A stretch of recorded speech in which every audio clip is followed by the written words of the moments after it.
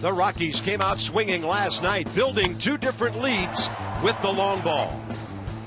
But the Nats would not be denied. And LaRoche to right center. This ball heading for the bullpen. The Nats lead by 3. The jet stream of Coors Field is right center, and Adam LaRoche has 51 RBIs.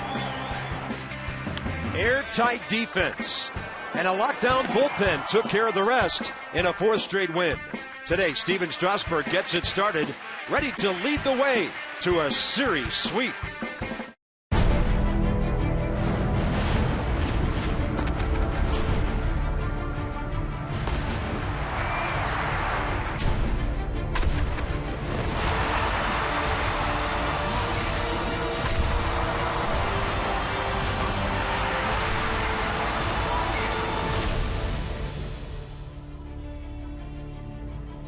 It's going to be another hot one at Coors Field for a day game today. The Nats have won 4 straight.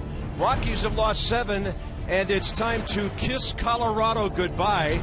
And the Nats trying to do something they've never done to a National League team before, and that's sweep a season series. Bigger issues to talk about right now, though, with Ryan Zimmerman hurt. And FP, we're hearing it could be more than 2 weeks. And Zach Walters gets the call. Some guys are going to have to step up. Yeah, wait until after the game for the MRI readings. The Nats are going to release those. But with Ryan Zimmerman last night trying to hustle out a would-be double play to get the Nats within 1 run, it made it a 4-3 ball game. But in that hustle, he blew out going to first base. And anytime you pull your hamstring, it's going to be more than 2 weeks, probably like 6 weeks. And we hope that it's just 6 weeks.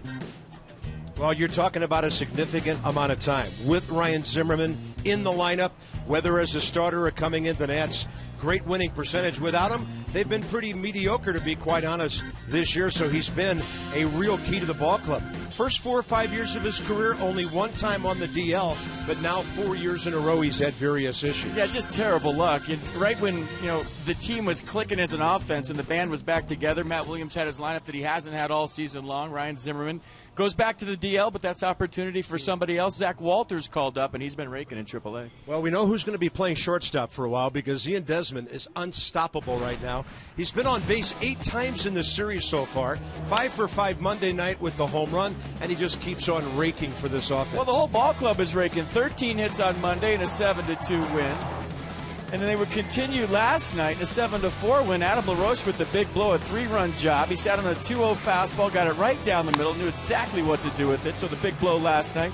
They had 11 hits, and the Nats are hitting .346 as a ball club over their last 2 weeks. So the offense locking it in. Danny Espinosa is going to have to pick up the slack for Ryan Zimmerman being out, and we'll see how that whole thing goes. And you would imagine, as you look at the numbers, that there might be some trade winds a-blowing here with Ryan Zimmerman on the DL. Mike Rizzo has been spotted on his cell phone, which happens every day, but you never know. Look at this, holding Colorado, a pretty good offensive team, despite their injuries, to 13 runs in 5 games this year. The Nats are playing great defense to go with the solid pitching and all that. And a chance to return the favor. Colorado has twice swept the season series from the Nats, including 8-0 one year. But the guys are just playing solid baseball. No, they are. Jason Worth off his feet today. His knee's barking a little bit, so he'll get a day off and a day off tomorrow. So nice move by Matt Williams. I think you rest a hot hitter because that's when he's on base most, and that's when your legs are the most tired. And, yeah, I mean, you got to be hungry for that sweep. Good teams take 2 out of 3. Great team sweep. Wilson Ramos also getting a day off. Jose Lobaton will be handling Steven Strasburg today. Now Strasburg 7-7 with a 3.5 ERA. The Rockies counter with their big winner, 10-6, Jorge De La Rosa. High ERA, he gets a lot of run support. It'll be Strasburg trying to play the ace for the sweep at Coors Field today.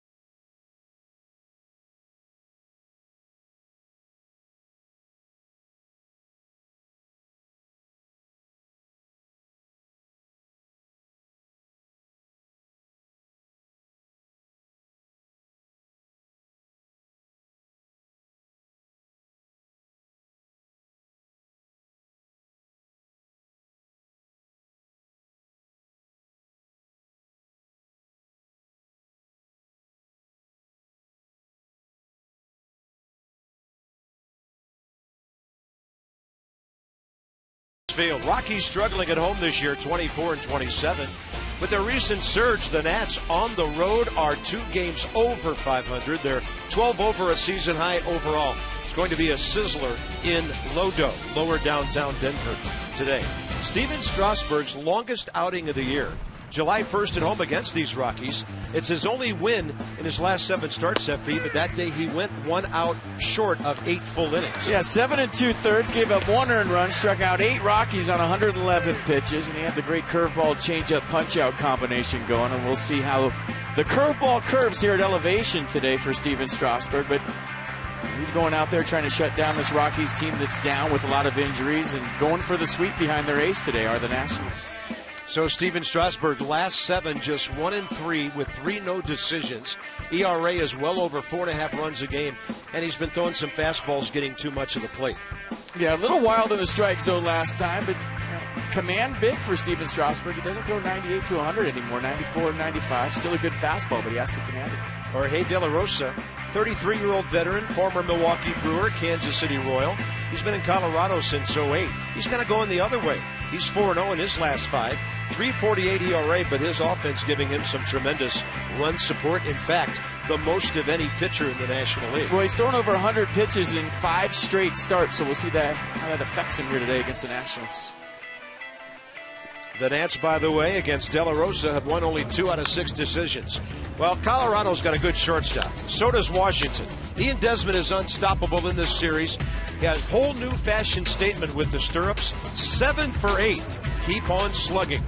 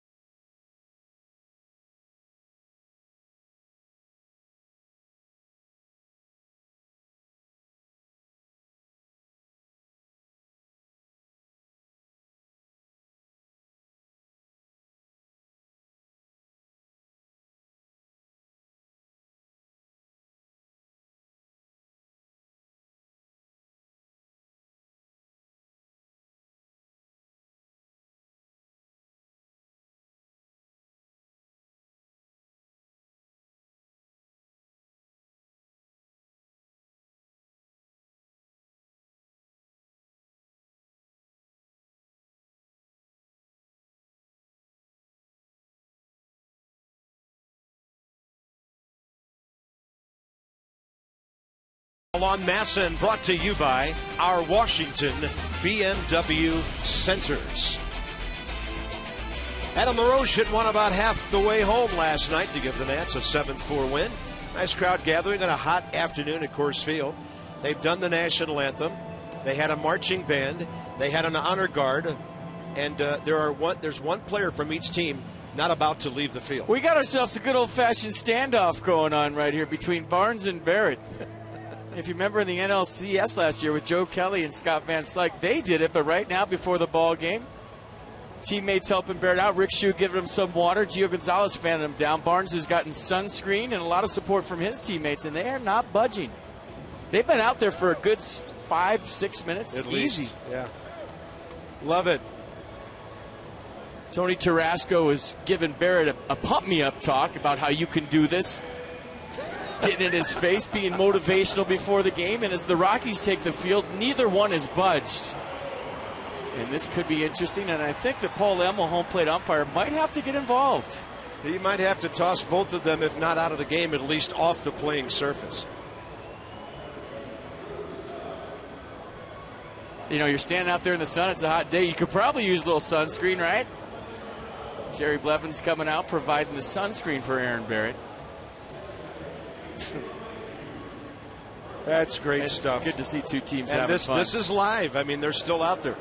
The band and the color guard's been off the field for at least 5 minutes. Well, Barnes is further out than Barrett. Barrett right by the dugout. Barnes is on the grass. So great stuff. There's Barnes. There's Barrett. Oh, excuse me. There's Barrett. Yeah, there bad circle. I love it.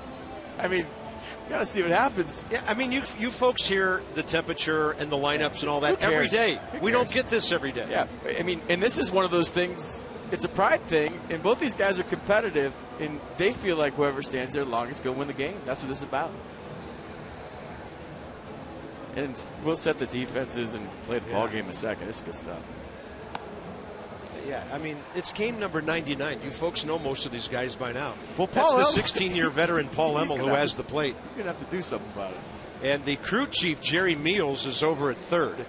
That's Jordan Baker next to Tony Tarasco and Chris Conway. Well, the game's about to start, so Aaron Barrett put a helmet on. Just like the base coaches. And look, Barnes wants to do rock, paper, scissors to see who leaves the field first. Oh, the helmet got me. That is priceless. Give him a helmet.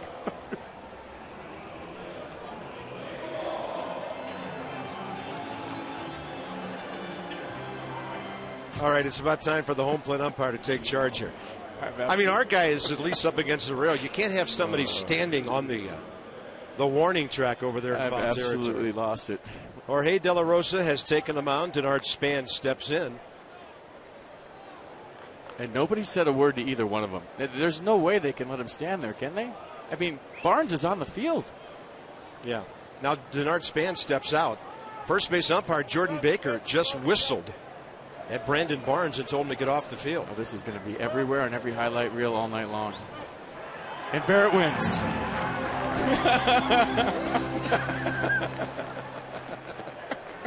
The Bear in Colorado. Why shouldn't he win? He's close to the mountains.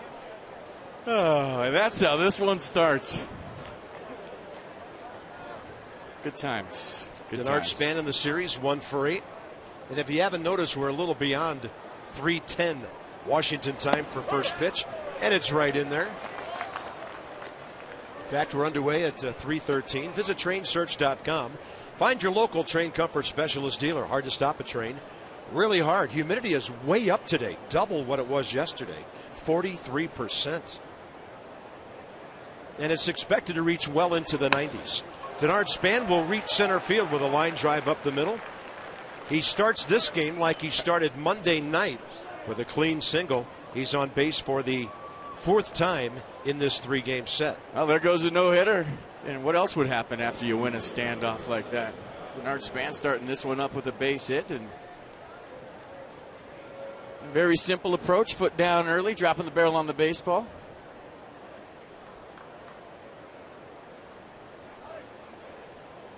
Next up, getting a start today. And if you're wondering why Scott Hairston is batting as high as second, he is 6 for 18 career with 2 home runs against De La Rosa. And that time Denard Span came way off the bag at first on the pitch and then retreated. Let me show you the arsenal of Jorge De La Rosa. Fastball, cutter, changeup, slider, curve. His changeup is more of a split change. And his fastball average is 93. Career record 80 and 63. Making his 180th career start. 21st this year. And the league's only hitting .239 against him. Last start July 18th against Pittsburgh. Got the no decision, went 6 innings, gave up 4 hits, 1 run. It was his 5th straight start with 100 pitches or more.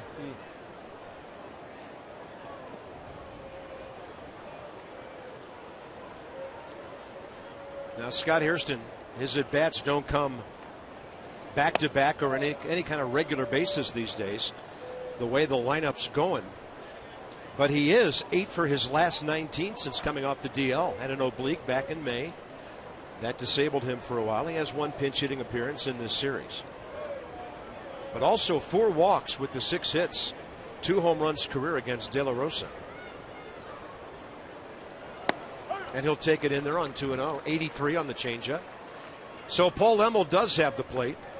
Jerry Meals is the crew chief over at third base, veteran guy, who's in his 18th year. Conroy and Baker on the bases, second and first.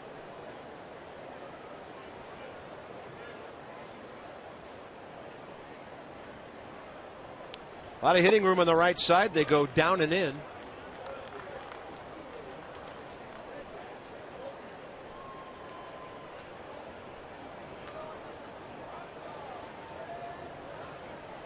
And despite that 10-6 record, an ERA of 4.39.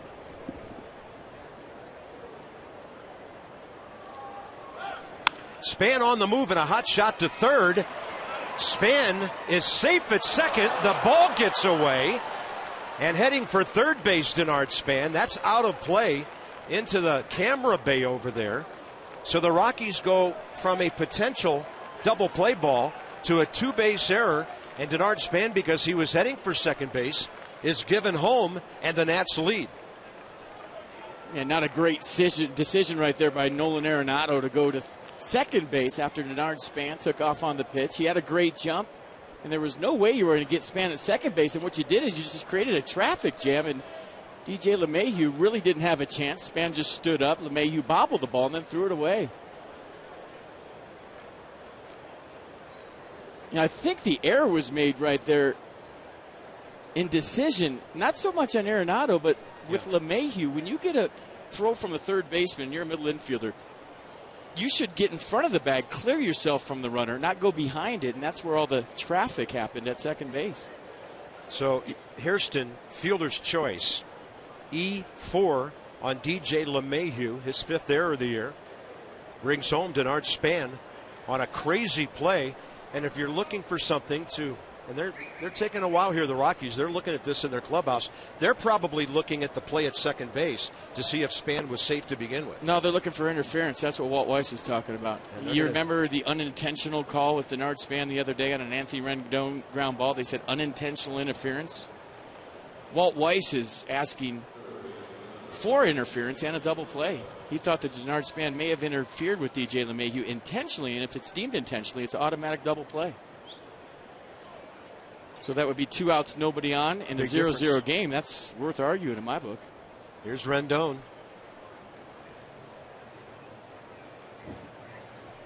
Starting the runner, paying off big time for the Nationals. Anthony Rendon has scored 2 runs in this series. He's 3 for 10. And 89 on that ball, cutting inside off the plate. Anthony came alive last night. Retired his first time up. He went single, double, single. Scored a couple of runs. And Anthony Rendon has scored the second most runs in the National League. 71. And right now, the off-speed stuff by De La Rosa nowhere near the plate. He's been missing, throwing that 83 changeup.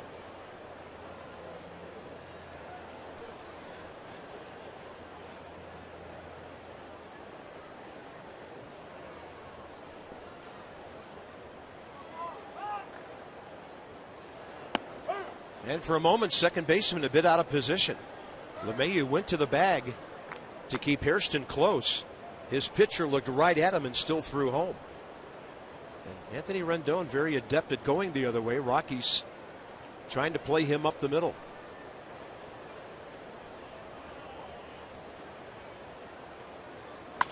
And Rendon will pull it. That's in front of the base runner. So Hairston retreats, and that's 1 out. Josh Rutledge on that play. And that'll bring in Adam LaRoche. I'm going to go over that double play again. Watch DJ LeMahieu right here.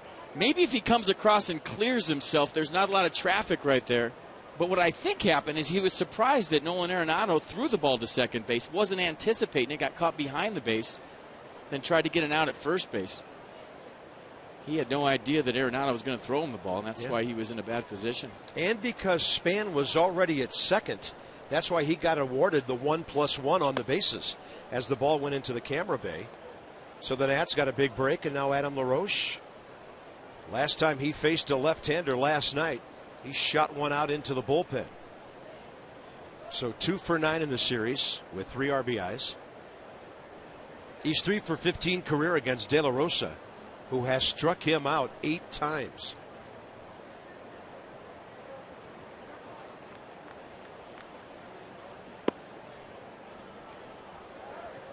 And following a pattern of falling behind the Washington hitters here in the early part of the game.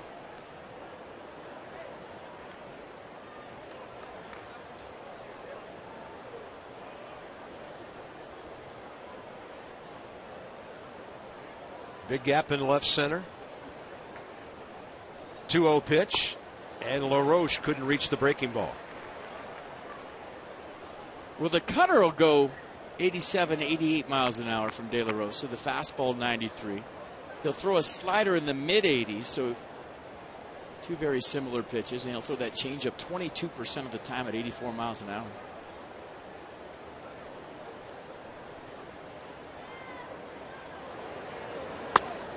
And a good take by Adam, gets the count to 3-1. Continues to be one of the most walked batters in the league. 51 of them this year, 8th most, and the on-base percentage reflects that at .381.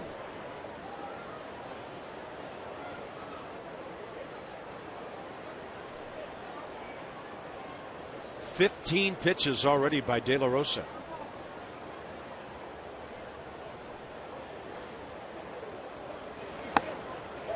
Now the count fills. 94 by him.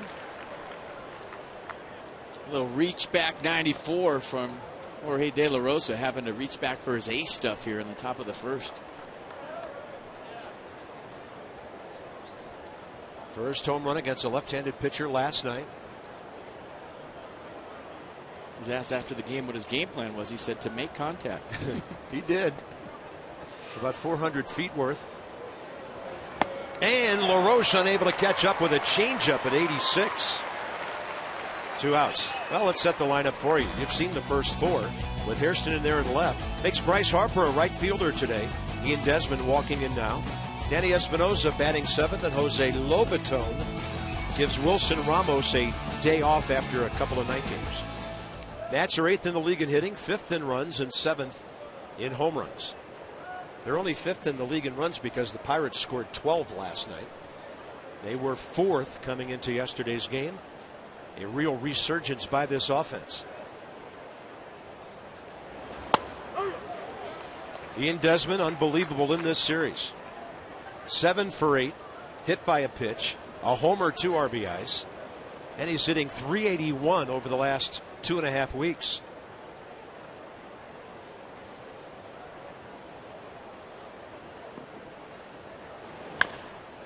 Top spin grounder, it's foul. Set the defense for the Rockies. You already saw some of it on the infield. There's the outfield. Dickerson, Stubbs, Blackman, Rutledge, Arenado, LeMahieu, Paulson, and Michael McHenry getting the start behind the plate. Day game after night game. Yeah, Carlos Gonzalez out of their lineup today. Drew Stubbs in there, a guy with speed and power who strikes out a lot.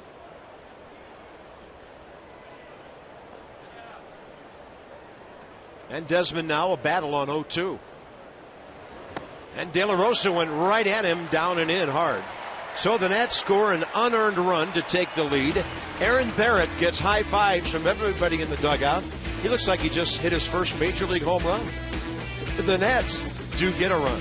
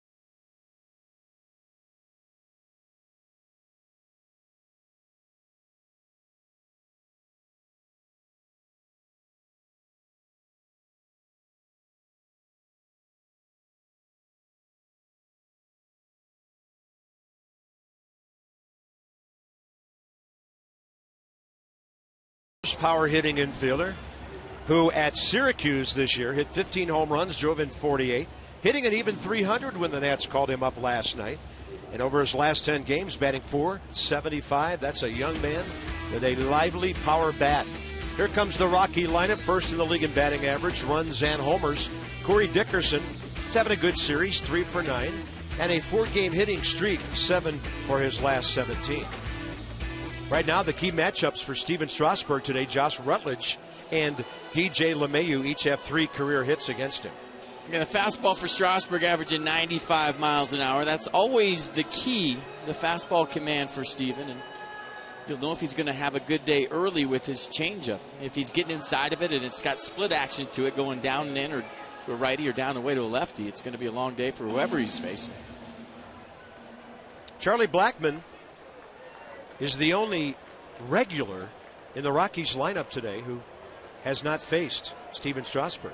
Neither has the rookie Ben Paulson in only his 3rd day in the big leagues. So here's Blackmon, 2 for 10 in the series and riding an 8-game hitting streak. Sort of the first pitch last night. Fastball rides high. And we look at the gun, says 94. Bit of an unusual day in Denver in that the humidity is up in the low 40s today. I mean, that's muggy for these folks. Ball 2.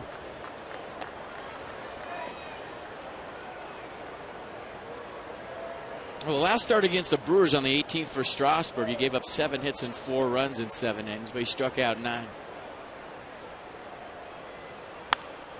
And a ball pulled to the backhand side of Adam LaRoche. Tosses to Strasburg.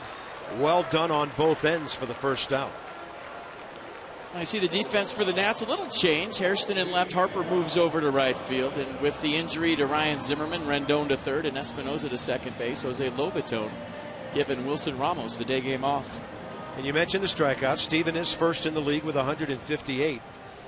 But as I mentioned a couple of starts ago, there's another stat where he appears in the top 10, which makes me feel as good as anything, and that's innings pitched. Comes in with 132. Looking strong after all the talk and all the things that went on a couple of years ago. Here's Josh Rutledge, and that's a good-looking fastball bolted to the outside half. Talked about Rutledge against Strasburg. Pretty good so far, 3 for 5.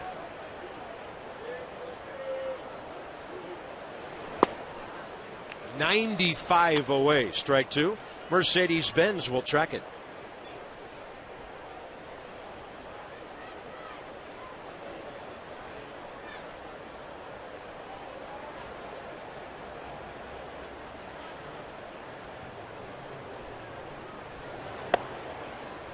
And he goes heater on 0-2, shows him 1 low and in. Good looking young shortstop, Josh Rutledge, getting a lot of playing time now with Troy Tulowitzki on the DL. He's 25 years of age. And on an 80 pitch that was hanging a bit, it's into the left field corner. HAIRSTON digs it out, and Josh Rutledge has a 5-game hitting streak. I was anxious to see the first curveball from Stephen Strasburg today, and you just saw it. And we've talked about the first 2 games of this series at Coors Field, mile high. You really got to spin the off speed to make it break, and this one kind of just stays out there for Rutledge to hit.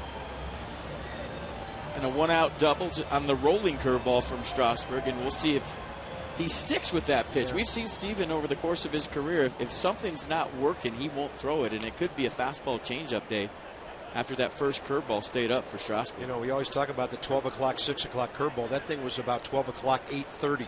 Yeah. It just didn't go down that much. So here's Corey Dickerson. And he's on a 4-game streak with 7 hits. They've got some young guys in this organization who can swing the bat. Dickerson in this series, 3 for 9 with a home run. Career against Strasburg, 0 for 3 with a walk.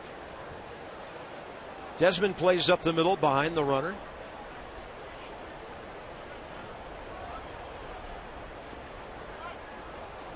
Now gets back to more of a left side shortstop position, and the ball fouled away.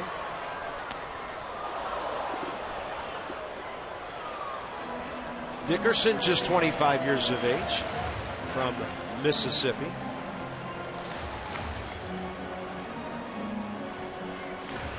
He's hitting .332 with an on-base percentage of .398.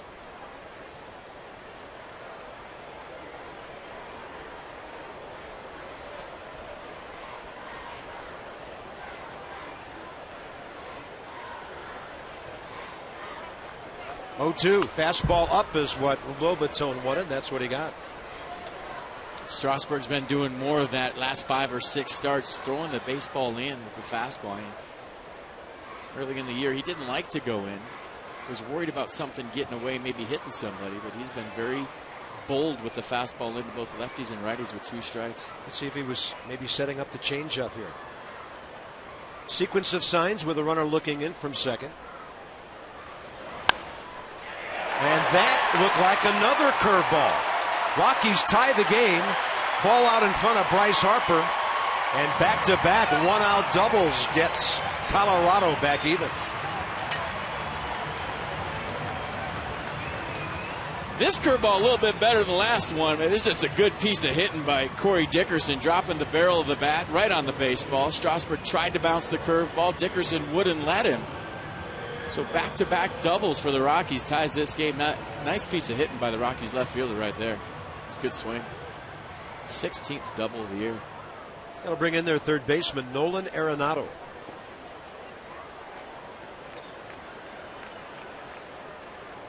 Two for 8 in the series with a homer, 3 RBIs.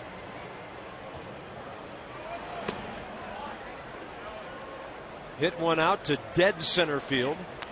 A 2-run shot, 3rd inning last night that put Colorado ahead 3-0 before the Nats battle back.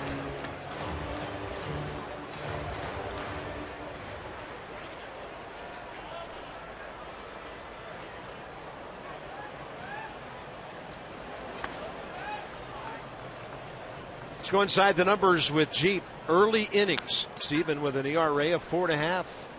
And the league almost hitting .300 against him. More home runs given up than once he settles in. ERA overall coming into this start today, 3.55. 22nd start of the year.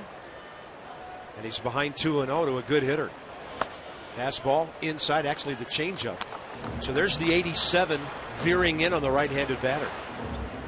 A little bit quick right now, kind of spinning out of there. He gets into that early in the game. That's why it takes him a while to settle in with the whole mechanical thing and slowing down, keeping the front side closed. You can almost tell if you watch his front shoulder if the ball's going to be a strike or not before he throws it. I mean, when that thing spins toward the first base dugout and he flies that way, he usually loses his release point. It's way back here behind him instead of out front. That was Arenado pumping on 3-0.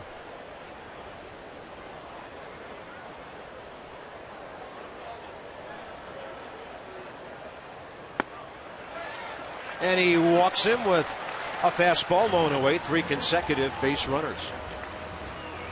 That'll bring in the rookie Ben Paulson, who's had quite a 2-day start to his big league career. That might be my new favorite player. 4 for 8, a double, an RBI, a run in his first 2 big league games. He's made some nice plays at first base, and anybody that pays their dues like Ben has, hard not to root for. Yeah, nearly 6 full years in the minor leagues. Everybody in the organization caught behind Todd Helton for a while at first base. Yeah, and the motorcycle cop mustache. I mean, how can you not love this guy? He goes out to center. It's going to drop in front of Span. Rockies will take the lead. And Ben Paulson, with his second big league RBI, is now 5 out of 9.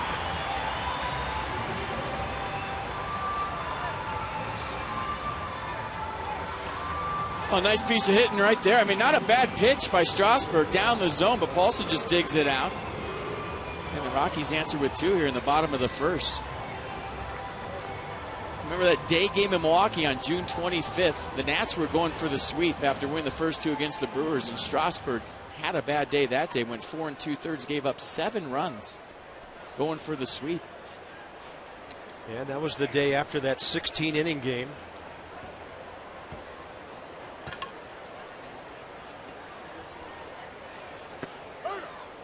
He gave up a 4-run second inning, including that grand slam to Scooter Gennett.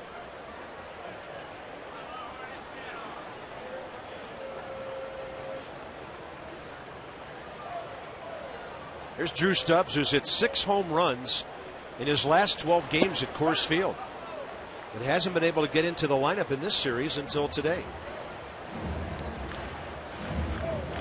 That's a thank you very much, Walt Weiss. 0 for 7 with 5 Ks. Thanks for the start, Skipper. All right. Well, Drew does strike out a lot, 75 times this year. He's led the National League in strikeouts before. In fact, 205 Ks in 2011 with the Reds, the most in all of baseball. Going to be a long inning for Steven after De La Rosa had 20 pitches and 12 strikes in the top of the first.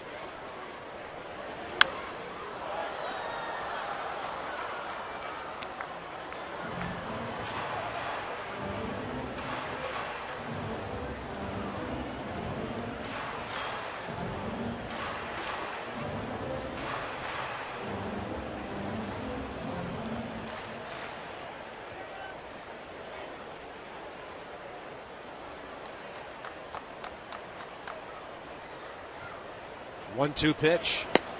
Got the corner. Drew Stubbs didn't like the call. Has a word with Paul Emmel.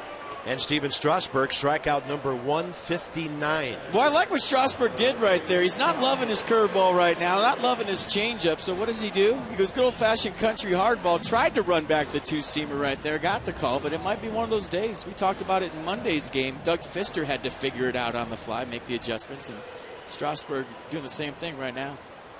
Tougher to hit during the day, right? As a rule? I think it's different strokes for different hitters. You know, some guys like day games. They have great stats in the day. I never liked it because you had trouble picking up the seams on the baseball. Just didn't like night games either. So when did you prefer to play? Like 5:30? No, I just couldn't hit in the day or the night. It really didn't matter to me. By the way, that was a good curveball by Strasburg. Hooked Michael McHenry, the catcher, for a strike. McHenry 1 for 5 career against Steven. He gets jammed, and Danny Espinosa can't get it. Arenado's going to score. So the Rockies drop a couple of flares in here for a 3-run first inning.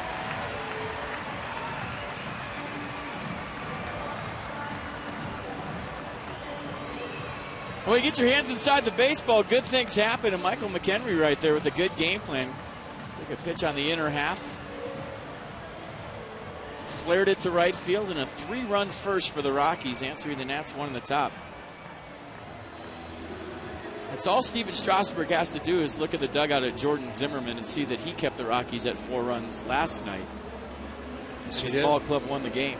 Long way to go in this one in a ballpark in a day game where the ball's going to fly. So not the end of the world if you're Strasburg giving up 3 in the first, if you can figure it out.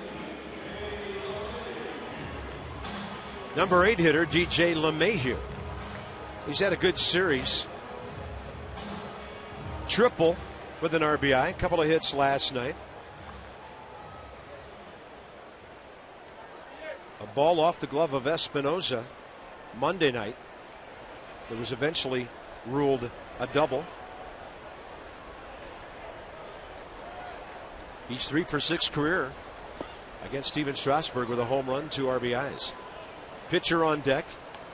There is a base open, even though it's not first. So major league hitters know if you're watching a guy and he's not throwing his curveball for a strike and he's not throwing his changeup for a strike, you sit dead red, and that's exactly what the Rockies are doing right now. Anything with rotation, it's automatic take. You see the heater, get on it.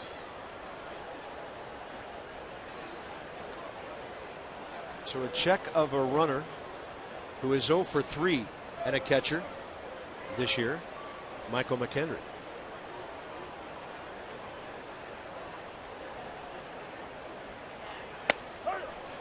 And a good heater, 94 to the inside edge.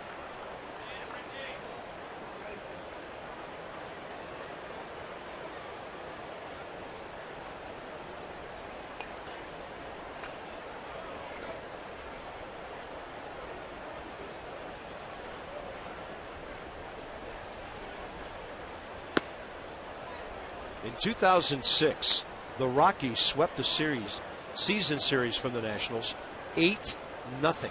A pair of 4-game series. In 09, it was them sweeping 6. So the Nats trying to return the favor here. But a Rocky start to this one. And a ball in the air. Foul ground right side. Adam LaRoche under it. Calmly takes it with the one-hander. Long inning. And in the second, Bryce Harper will lead off. Danny Espinosa, Lobaton to follow. 3-1 Rockies.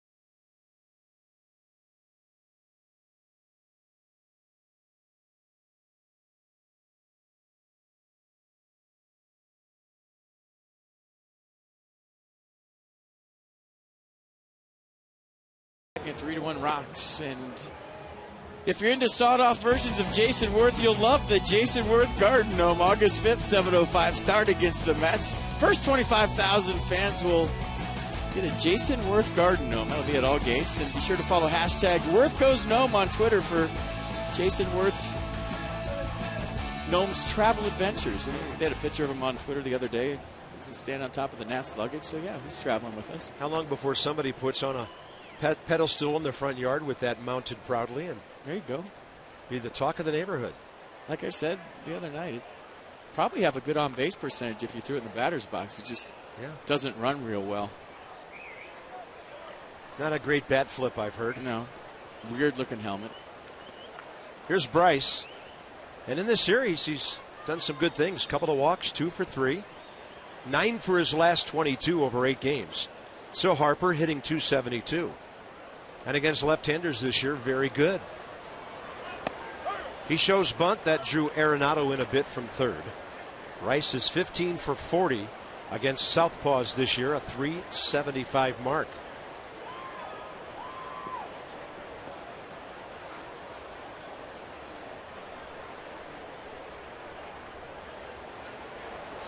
De La Rosa's got that pause, and Bryce did not like that call. He's got that pause where he just hangs up there on his back leg. Let's see it on the Nissan pitch track. Well, you see where McHenry's setting up and where the pitch is. It got played. Bryce thought it was low.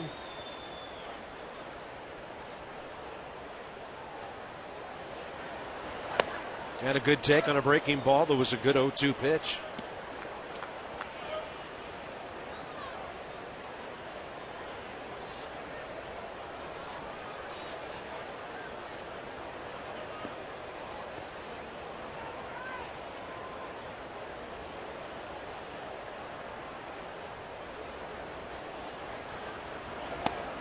And he got him with a breaking ball low. 3 consecutive strikeouts for Jorge De La Rosa. A good off-speed pitch down away from Harper. He's probably thinking about the last one, the inner half. Kind of spins out of there early. Hips are spent. Front shoulder flies out. But watch a little hesitation. A little Clayton Kershaw in there with a double pump.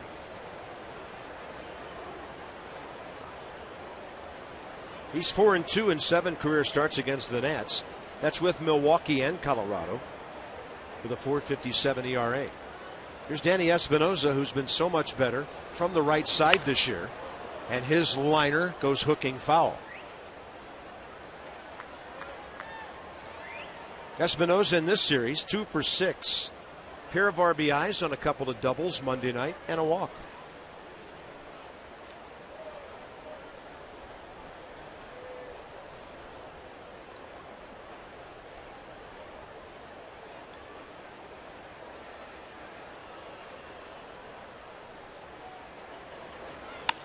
He got jammed, and this one in the air, carrying out to Corey Dickerson in the gap, 2 outs. That'll bring in Jose Lobaton. Well, we mentioned it off the top with Ryan Zimmerman's injury. He went on the DL today. The Nats are 33-19 with Zim in the starting lineup, and 22-24 with him not in the starting lineup. And Danny Espinosa now moves to second base. Rondon at third full time.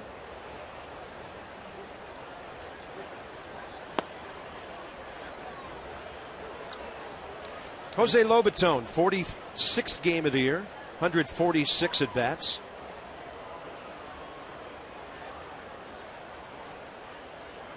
And you wonder if Mike Rizzo is going to go out and get somebody as the trade deadline approaches. A hamstring deal can be a tricky thing.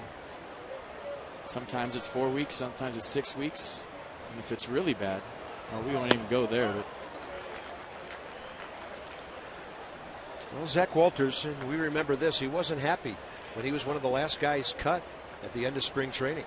Came back, did some good things in April, had a couple of home runs. Got a wave tattoo on his tricep. Well, you go to Syracuse, that is a wild town. Low and inside, 2-2. He can hit right-handed, left-handed, all kinds of pop. Play third, short, second. Played a little bit of outfield. You remember that throw he made in Oakland that was right on line with the game on the line late, a one hopper that Rafael Soriano cut off before it got the home plate. 2-2 to Lobaton. And when we come back for the bottom of the second, Dan will have more on the Zimmerman DL Walters call-up situation. Well, I think Dan should have got out there in the standoff. I don't know what he was doing, but well, the Rockies aren't televising today, so there's no reporter for him to go toe-to-toe with. Well, at least he just got out there. Or Mike to Mike. Lobaton on a changeup, and right now the off-speed stuff of De La Rosa playing pretty well. A mile high, 3-1 Colorado.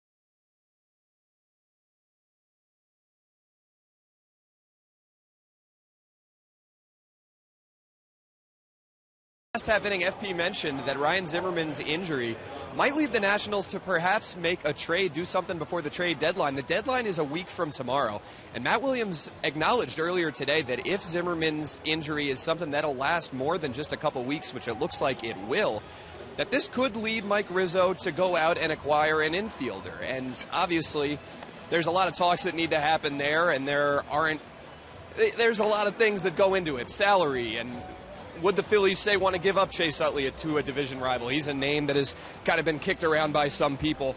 But this is something the Nationals are going to monitor. They're going to get the MRI results on Zimmerman after the game. We'll know more about how long he'll be out, but if it is something that could last a month, 6 weeks, somewhere in that territory, the Nats could end up going out there and acquiring a new infielder. Yeah, it'll be interesting to see now as things change in an instant with the guy running down the first base line last night. That's Dan with our AFCEA sideline report. AFCEA, the Association for Global Security Professionals. Bottom of the second, Jorge De La Rosa. And some of these things, it's not just a matter of moving one guy for another or 2 for 1, 3 for 1. Some of these veteran guys have very complicated contracts with their ball clubs. Yeah, with all kinds of clauses where if they play this much, their yearly salary goes through the roof. So, I mean, it's things you got to take into account, how much you have to give up and who you want to get. I mean, there's tons that go into it. Meanwhile, just got to keep plugging along and figure out a way to win some ball games. Ryan was swinging as good as I've ever seen him swing.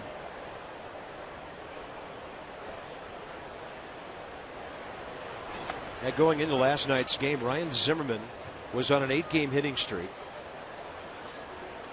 He had hit over 360 since the 3rd week of June. It's a huge loss. Not to mention the mere presence of the man on this ball club. Right to Anthony Rendon as De La Rosa stirred one over to the left side.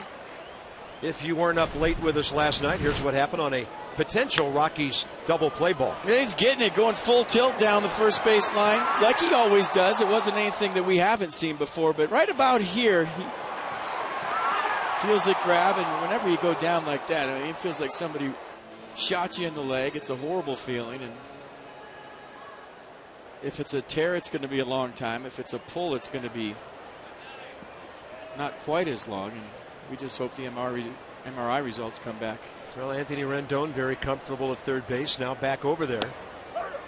And a strike call to Charlie Blackmon, who bounced out to Adam LaRoche to start the game. Innocent start to the bottom of the first, and then the Rockies went 3 runs on 4 hits with a walk in the middle of it.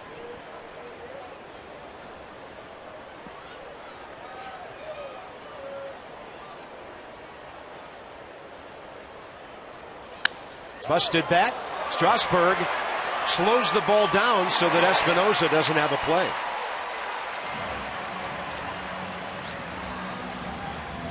That'll be a base hit for Charlie Blackmon, his 3rd of this series. Kind of a changeup back at Strasburg. He thought the ball was hit harder. Waved at it, just knocked it down. But that's a reaction play for a pitcher. You can't say, hey, put your glove down and let your second baseman get it behind you. He's just trying to make a play. Reached up and deflected to Espinosa. And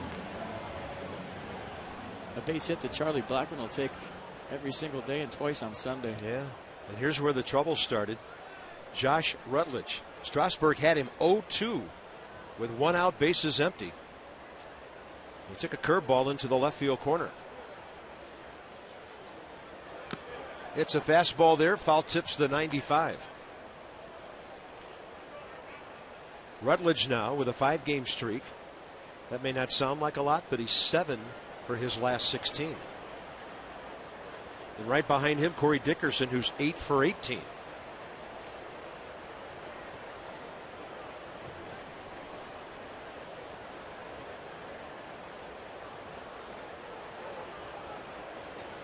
Even with Tulowitzki, Morneau, and Kadire hurt, the Rockies are a formidable offensive team.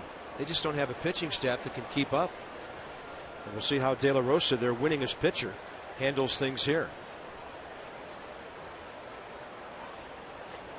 Blackmon, a good base runner. He's 18 for 23, 6th most steals in the league.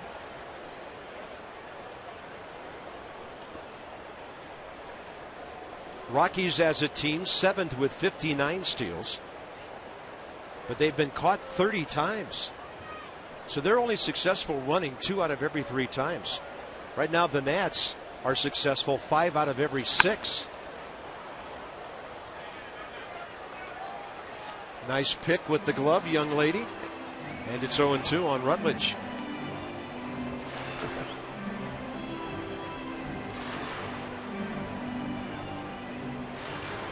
Just taking a quick look at the scoreboard. The Reds, who the Nats play on Friday, have lost 5 in a row, and they're trailing 4-1 at Milwaukee, about to be swept.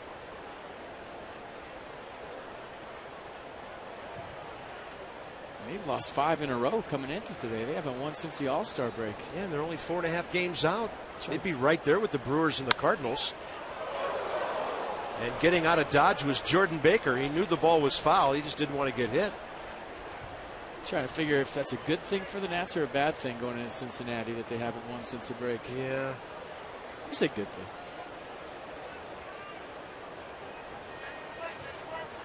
Get a ball club when they're down. A lot of it depends on when you catch certain teams. Right. Nats have caught the Rockies twice when they've been all beaten up, and thus they've won 5 in a row. Strasburg made that a little close on Charlie Blackmon, who, by the way, just collected his 111th hit.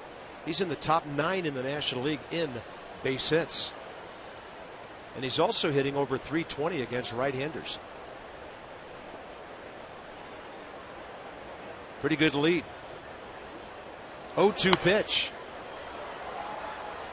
Well, Blackman's got a pretty good beard, I think. Jason Worth's got a really good beard, but what about this guy right here? Oh, man. Winner, winner, chicken dinner. Now that is a curly W that Charlie Slows could get excited about. That's a curly W beard guy that's just blown up on the internet. He was on all the morning shows in D.C. the other day, and he's here at the ballpark today. That's just too much work for me. I mean, I take about 10 seconds combing my hair every day. I couldn't shave a W to my beard if I wanted to. LaRoche, maybe. He's close.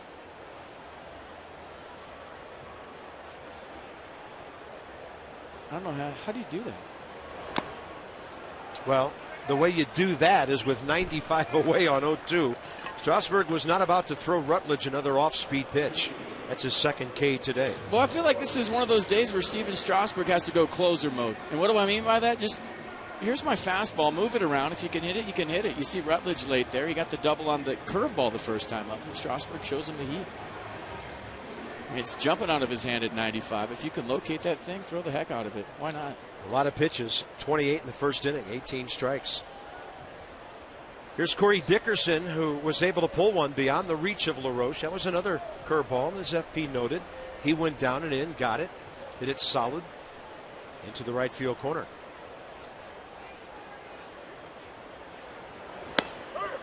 That's a good fastball to the outside edge. Strikeout leader, Strasburg has 160 now with 2 today. Johnny Cueto. And the usual suspects behind him. The Nats will see Johnny Cueto Saturday. He'll take on Gio, Doug Fister, Matt Latos on Sunday. After Tanner Roark and Alfredo Simon open things up on Friday night at the Great American Ballpark. Ball hits the mound. Ian Desmond might have been able to go to the bag, but he'll throw to LaRoche. And a good bounce back inning for Steven Strasburg. He'll lead off in the third. Span Hairston to follow.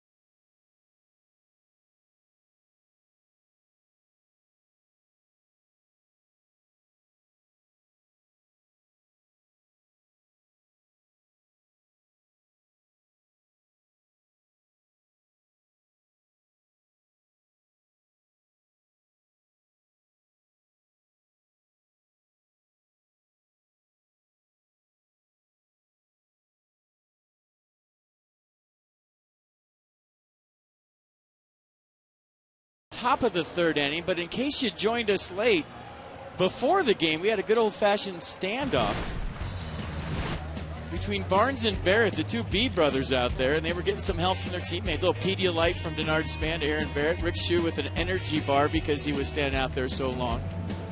Tyler Masick giving Barnes some sunscreen right there. They want to go a little Rochambeau for who leaves first. No, Barrett wasn't having it. Then he put the helmet. Bryce Harper put the elbow guard on, and Barrett wins. And he acted like he won the World Series. Check out this reaction. Up and down the dugout, high fives like he hit a walk-off tater. Yeah, like a walk-off grand slam. It's good stuff. Top of the third, Steven Strasburg, 4 for 38 with the bat this year. I would say Barrett had the advantage because he stayed closer to the dugout. Barnes was way out on the grass. Yeah, he put himself out there too far. Denard Span actually had to step out of the box as the game was going to begin and look over at Barnes like, dude, are you going to stand there? We're about to play a Major League Baseball game. And the umpires told Barnes that was enough, and Barrett won. Brilliant strategy on the part of the Bear. Well, you got to give Barnes credit, too, for going out that far. I mean, he was bold, man. He was on the grass. I like the effort. Nats, one base hit. That was Span leading off. Came around to score on a fielder's choice and an error.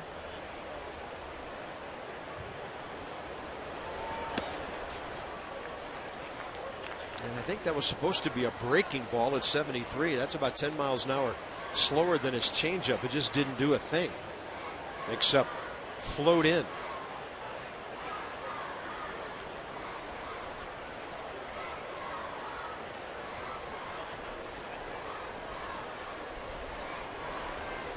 That's a pretty good curveball. And De La Rosa has struck out 5 of his last 6 batters. The Nationals Beltway Burger Pack is back. It includes a ticket, a burger, fries, and a drink. It's starting at just $20. That's for Thursday and Friday home games. Purchase your tickets online at nats.com/burgerpack. That is a great deal.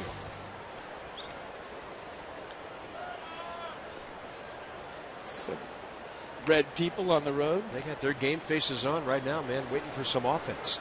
First time through the order, the Nationals go 1 for 9. Denard Span, that was his first career hit against De La Rosa in 4 ABs, and his bunt will hit the side of the screen, go out of play. Well, Denard's been hot with his base hit now. He's hitting up around 330 his last 19 games. Hunter Pence of the Giants has the most multi-hit games in the National League with 38. Andrew McCutchen, Casey McGee, and Denard Span second with 34.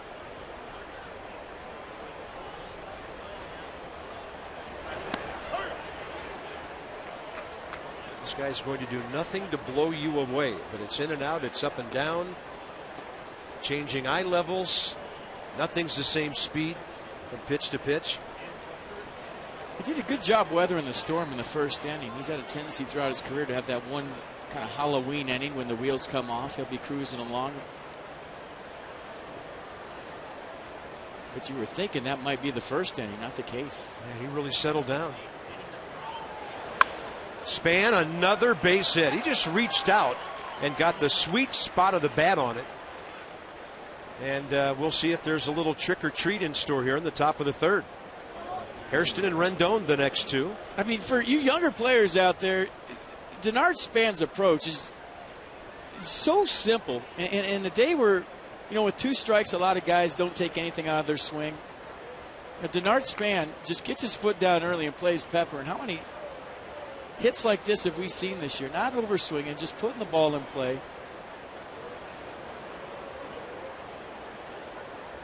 That's Denard Span now with 105 hits on the year.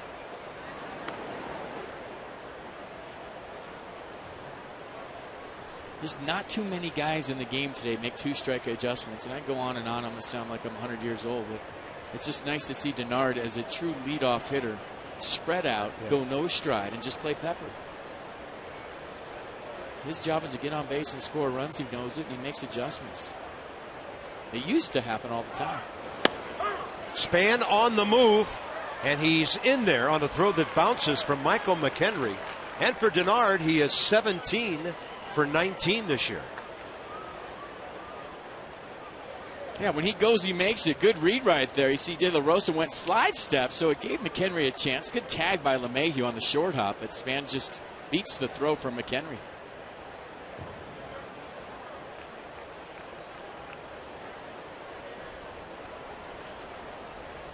That's a big run in scoring position here. 3-1 game.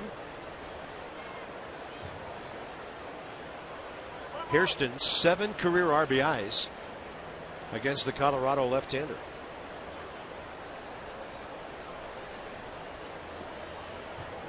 And much to the relief of all, some cloud cover here in Denver. Yeah, it's relief until it starts raining. Is there something on the way? It looks like it's going to miss us north. Guess I'm making that call right now.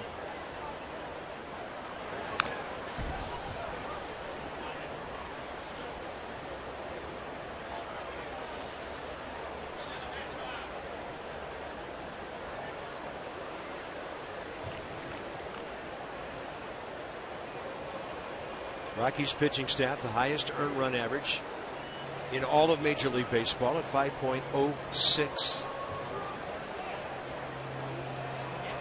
And as we mentioned earlier, this is the one pitcher they have who gets more than 6 runs a game to work with. Rendon able to ID, or rather Hairston able to ID the off speed on 0-2. Hitting second with Anthony Rendon on deck here, top of the third. Scott Hairston every once in a while against a left-hander will get a hold of one and hit it a long way. He's made his career hitting against southpaws in situations. He's a hard guy to get in on. You've seen lefty after lefty try to get in on him with 2 strikes. He's got such a short, compact swing that there's not a whole lot going on. He just fires hands to the baseball, meaning he just drops the barrel on the ball. And he's got serious pull side pop, 106 career homers. With a lot of different ball clubs, he's been useful to every one of them. Nats got him in a trade July 8th of last year. And he hit 3 pinch hit home runs last season. That's one diving in under his bat, and he couldn't get it. 2 outs. And De La Rosa, not a true strikeout guy, 6 already today. That was a perfectly placed cutter from De La Rosa. Now, Hairston thinks that's just going to be a fastball in, but watch the late movement right under the bat. Good pitch. Hairston can't get to it. Nicely done. Anthony Rendon pulled the ball to short first time up.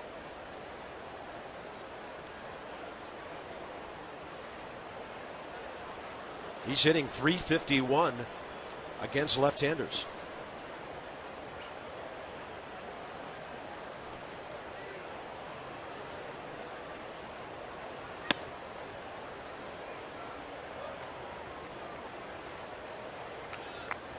So you talk about maybe going after LaRoche. You got the lefty on deck. You struck him out first time. You had a righty up who, like you said, has had success against lefties. Always wary of that here at Coors Field. Just putting a guy on to get to the next guy. And another one right at the shortstop, Josh Rutledge. Nats got a 1-out hit from Denard Span. They've stranded their second runner of the day. De La Rosa shutting down a hot Washington offense.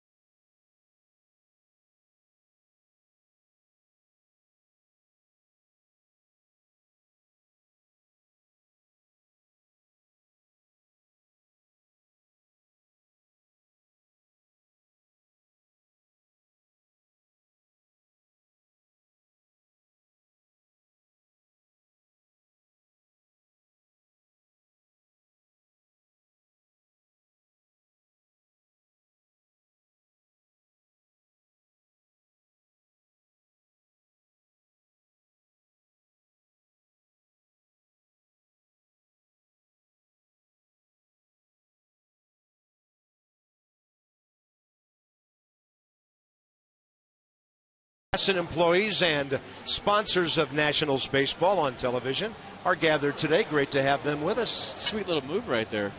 I like it. Having fun and sweet. Yeah, hope they're having a nice time and trying to cheer the Nats onto a sweep. It'll have to be another come-from-behind win if they can get it done today. Well, that guy's been all over the internet. You can too. It's time to tweet your photo using hashtag MASNFanPhotos for a chance to have it shown in a future broadcast. That's brought to you by AT&T. Was he in the Pirates of the Caribbean? Yeah. I like the eye black too. If he stands on his head, it's an M for MASN. And he was just in the MASN suite.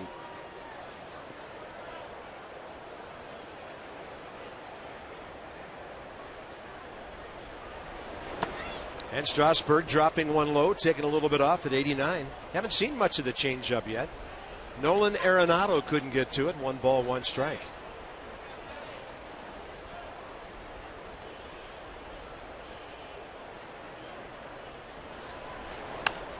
Jammed him. Straight back and foul.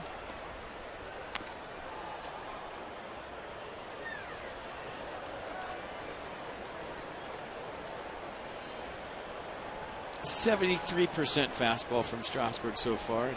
He's been going to it exclusively here lately. Got him on another one down there. Arenado not able to get it. Changing speeds a couple of times during that at bat. Strikeout number 3. Yeah, that's the best changeup of the day from Strasburg. And it was off the fastball. So you throw a fastball mid-90, you see the grip, the circle change in his glove, and pretty good late movement. More about the change in speeds than the movement from Strasburg. Usually that split has, or the changeup has split action to it. Second time around the order. Steven mixing things up a bit here. Ben Paulson flared one to left center in front of Denard Span, giving the Rockies their second run in that 3-run first.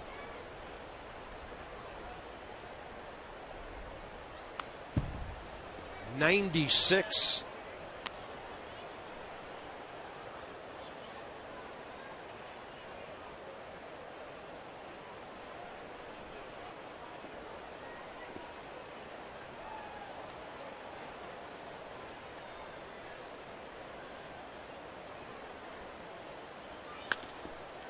And this one for Ian Desmond, who backs up. He's got a long throw here, and it's close. 2 outs. 91-mile-an-hour changeup right there. Gets a ground ball. A lot of guys would say, please let my heater be 91. And he's got that great movement. For the achiever in you, PNC Bank with our minor league report. And we check in on Tony Renda, 23 years of age, out of Cal. And he is 5th in the Carolina League at High A Potomac with a .300 batting average. Tony Renda. 5'8", 180. I already love him. Call him up. He's ready. Right now. His nickname is Second Fighting Hydrant. Yeah, he's got the build, that's for sure. Here's Drew Stubbs, struck out looking first time.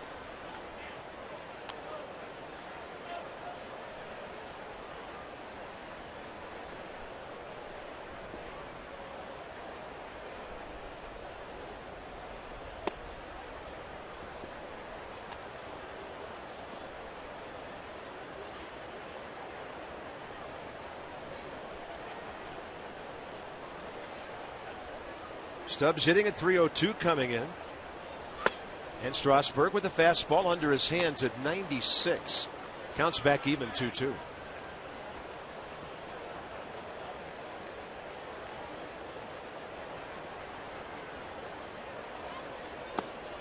There's a changeup.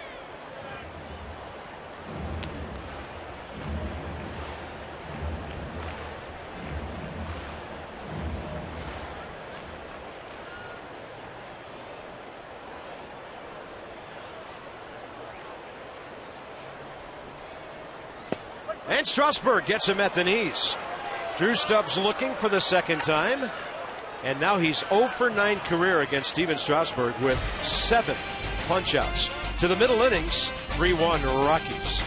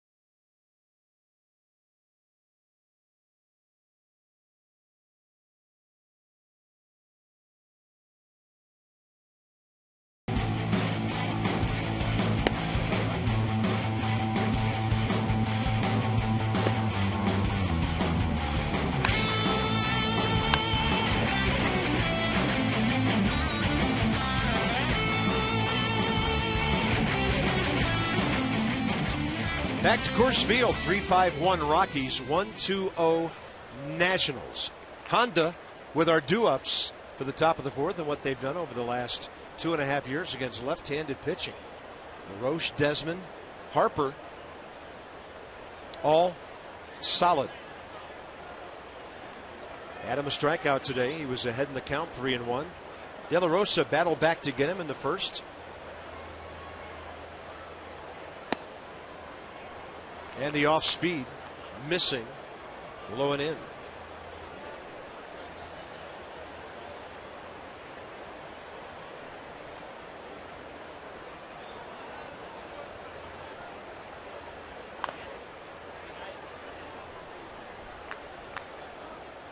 Remember last night, you got a 2-0 fastball right down the middle, and we were saying all in with the heater. If he throws anything else, you got me. LaRoche on the heater. And drove it into the Nationals bullpen. The only thing wrong with this is Drew Storm got out of the way and didn't try to make the play. Yeah, he was about ready to come into the game and otherwise occupied. That was Rex Brothers, the left-hander from Colorado, brought in to face LaRoche right there. And that was a game winner. Nats won it 7-4.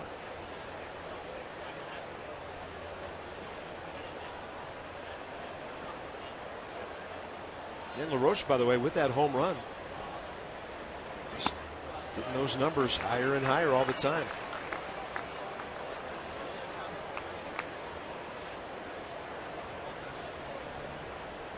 After a bit of a lull coming out of the break, he and Rendon have battled out of theirs.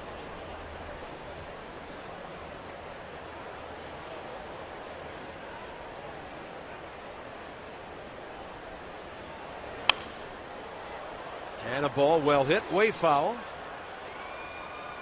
The guys that usually have the most trouble coming out of the All-Star break are timing guys that are rhythm hitters. 3-4 days can throw you off a little bit, and LaRoche has talked all year about getting that foot down softly, keeping his head still. And he is a rhythm guy. The guys that get that foot down early, that don't have a lot going on, low maintenance swings, they come out of the break raking.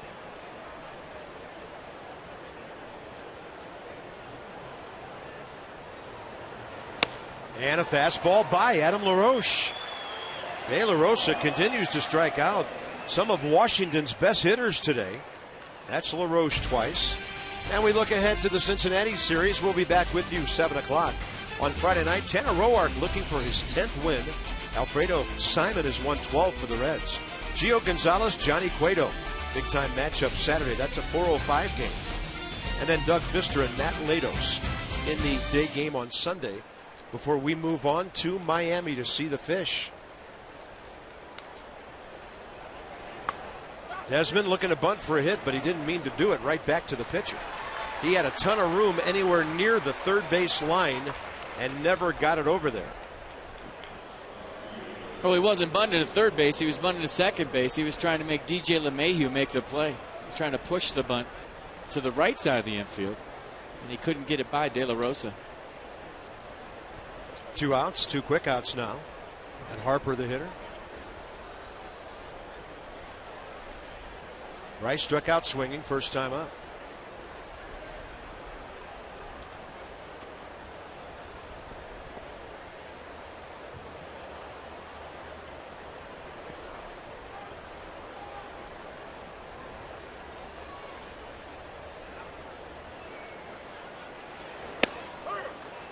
And you think about what Ian was trying to do there. He's trying to get De La Rosa to have to work off the stretch a little bit.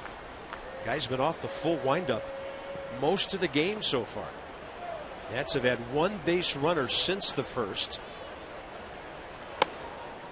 Guys as hot as Ian Desmond, when they lay down a bunt for a hit, it tells you they're not picking up the pitcher on that day. I mean, when you have 17 home runs and you lay down a bunt at Coors Field, you're not seeing the baseball off this particular pitcher. Yeah, good call. Struck out his first time up, probably didn't see it well.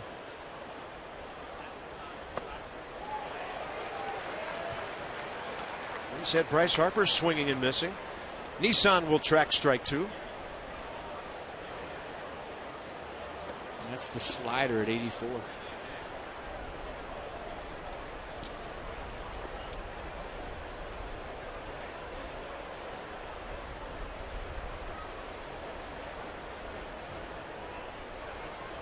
And Harper then can't get the 93 upstairs. 4 innings, and of his 12 outs, 8 on strikes, and every one of them a swinging strike 3.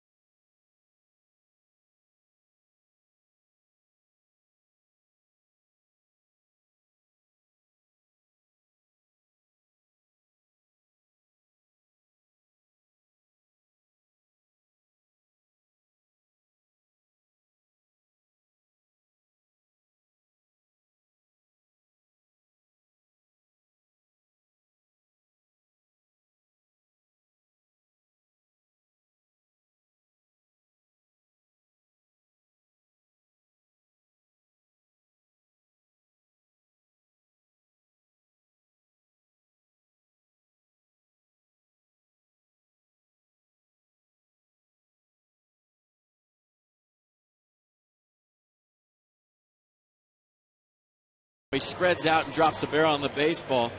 Bryce Harper with 2 strikes against Jorge De La Rosa just kind of walked up in the batter's box. Watch him move right here. In the middle of his windup, he steps into the front of the box, and it got a 93-mile-an-hour fastball. And by getting to the front of the box, he just made that 93 98. He got closer, almost stepped out of the batter's box. So maybe guessing on something soft, moved up in the box to catch the slider or curveball out front. Didn't work. Don't see that too often. Yeah, we talk about that when a guy's out there throwing knuckleballs or, purely an off-speed guy. The only guy I can think of is Hal Morris. He used to kind of walk into it, but he did it every pitch. And he could hit. That guy was a great hitter from the left side. Meanwhile, Steven Strasburg, a good bounce back from a long first inning. He's given up 1 infield hit since, 4 strikeouts on the day. Michael McHenry, one of the guys who got him, flaring one right over Danny Espinosa into right field to give the Rockies their 3rd run in the first.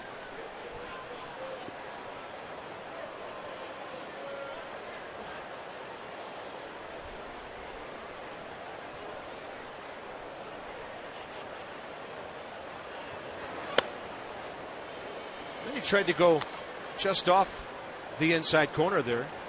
Counts even 2-2. Strasburg, fastball looking good right now.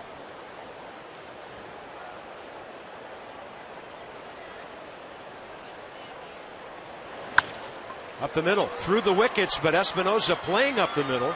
And Danny with that strong arm able to throw out McHenry. More on Steven Strasburg. Here's Dan Coco.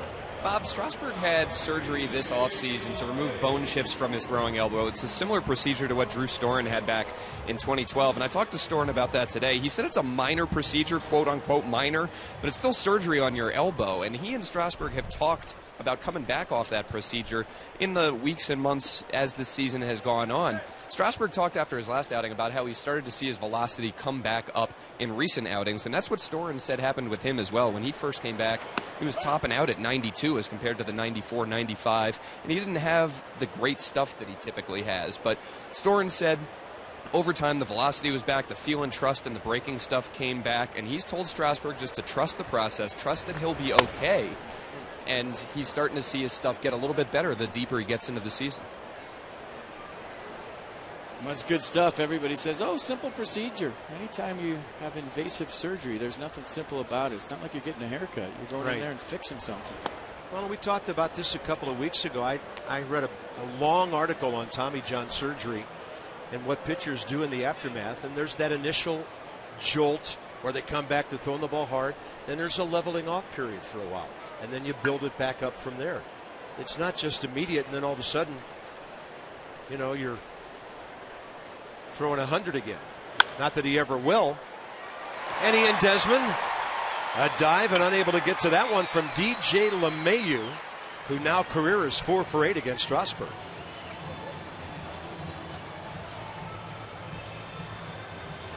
Yeah, good effort right here from Desmond, and DJ LeMahieu, a guy who usually hits the ball the other way, pulls this one up the middle, I guess you could say, since we've seen all the hits to right field in this series. Good diving effort by Desmond.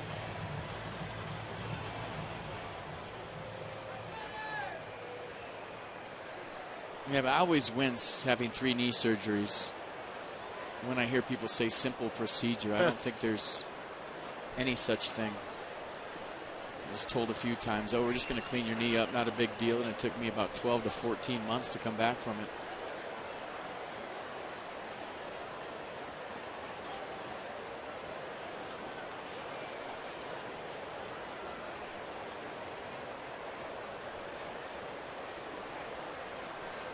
But that was in Canada, so, you know. So that's what, 10 months US? Yeah. And, you know, they use drills and hammers up there. Whiskey for anesthesia. Got a taste of that Canadian public health system, huh? Good.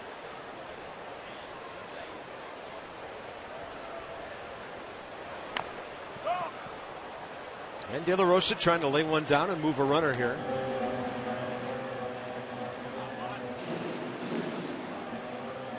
LaRoche talking to Strasburg right now, and the coverages they're going to use.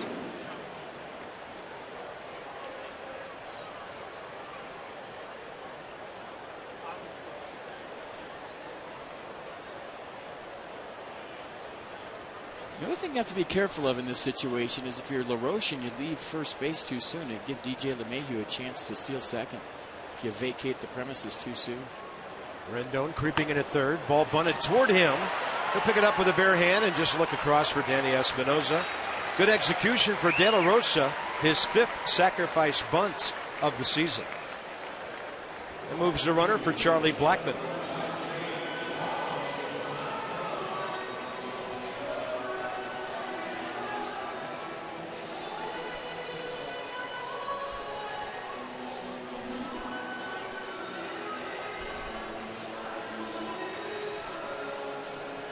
Soft line drive off the top of the webbing of Steven Strasburg's glove last time up. See, Rockies fans got to hit the high note right there and tonight. I mean, that's one of the better walk-up songs I've heard all season long, and the fan participation has to be better than that. Sorry. Right side, Adam LaRoche. He'll wave off Strasburg and go to the bag, and Steven puts his 3rd consecutive 0 on the board. So he has settled this game down. Bottom of the order coming up, top 5.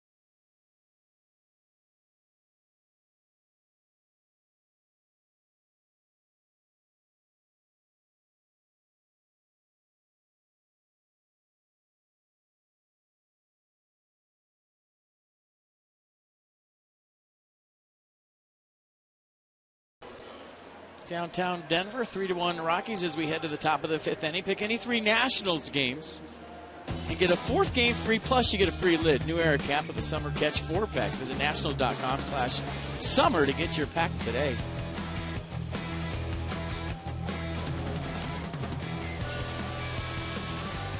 Well, quiet afternoon for the offense. Worth out of the lineup today. Ramos out of the lineup.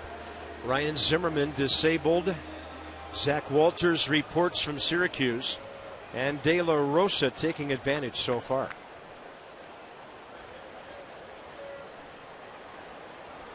Originally from Monterrey, Mexico. Lives in Scottsdale now. Rockies got him from the Royals back in 08.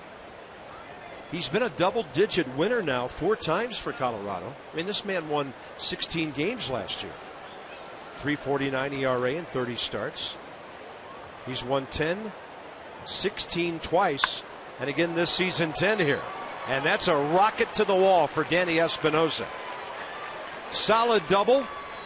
His 3rd extra base hit of this series. 2 doubles with a triple. And the Nats, a runner in scoring position. Nobody out. There's never been a question about Danny Espinosa's right-handed swing, which he says is weird because he's always been a better left-handed hitter throughout his career. But just another lean off the bat of Espinosa for a leadoff double. Hit that double in the gap right-handed and the other night. Yeah. I don't think you move him if you're Lobaton right here with Strasburg on deck. Just hack. Try to drive him in wherever. 12th double of the year. Jose Lobaton got worked over first time by De La Rosa's off-speed stuff. Struck out on a changeup that ended up way off the plate. There's one that's low and inside. That was the Nationals' first base hit since Denard Span, with 1 out in the 3rd. They've been in double-digit hits in this series twice. 10 on Monday, 13 last night. And that's going to be in front of Espinosa, who has to freeze 1 out.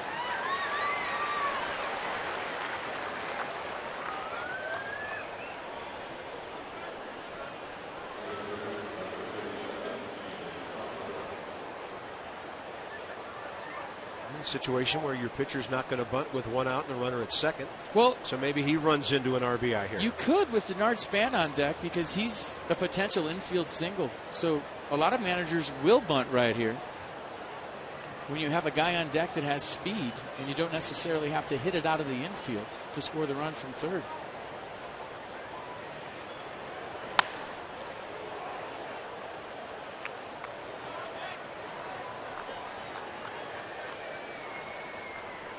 Steven has 11 big league RBIs, 1 this year.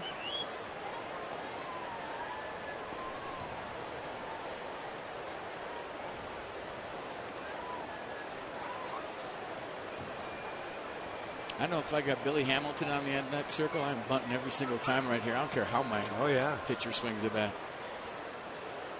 Span obviously not that fast. But now going to 3rd is Espinosa. And he gets there with 1 out on a play that wasn't even close. And Danny Espinosa surprises the Rockies with his 7th steal of the year.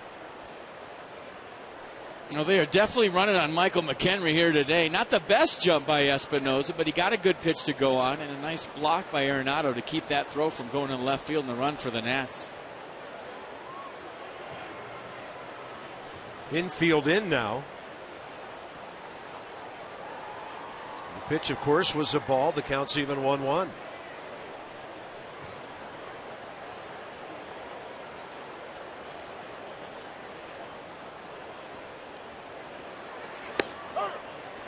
The Nats had a pitcher deliver an RBI last night. Jordan Zimmerman, sac fly. Strasburg could go that here. I think that one last night made it 3-2 as well. Well, Espinosa not going on contact based on the lead and the way he walked down the line on that last pitch, so it's going to have to be in the outfield to score him. He's not going anywhere. And that one blocked by Michael McHenry.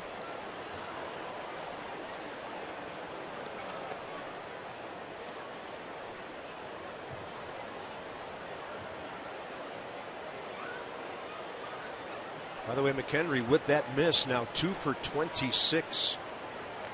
against opposing base runners. And you can tell from those numbers, De La Rosa's forte, the off speed. Strasburg on a changeup, can't get to it. 2 down. Strikeout number 9. Put the tag on your tweets for a chance to win a meet and greet with that guy right there, Denard Span. That's from us, Masson. Just follow Masson on Twitter and use hashtag Masson Nationals in your tweets all week long to be entered to win. Span 2 for 2. So De La Rosa goes 9 strikeouts today, a season high. He had 8 all of July in 3 starts. 8 against the Dodgers back in June, his previous high. And Span to left center. It's going to drop, and he gets the Nationals on the board. Ball kicked by Dickerson. Span to second, wide throw, and now he's in scoring position. Good read. Denard Span 3 for 3.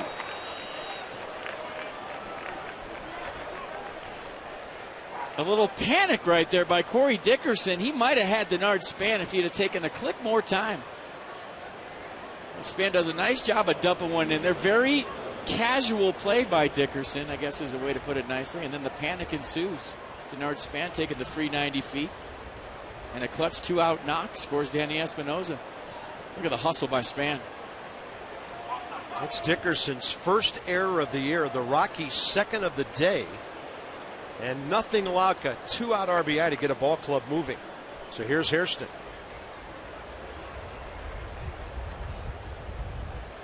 Man, what leadoff hitter is playing better than Denard Span right now in baseball? He's doing it all. Batting average up to 281 now.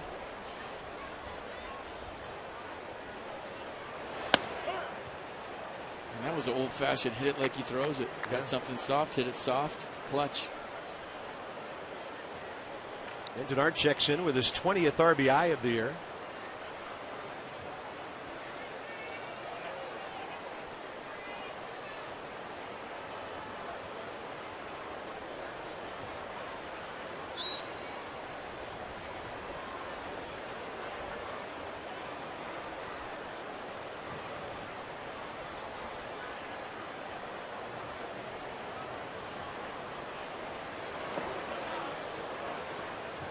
Denard Span made a bit of a move toward third base there, although with 2 outs, not that big of a deal.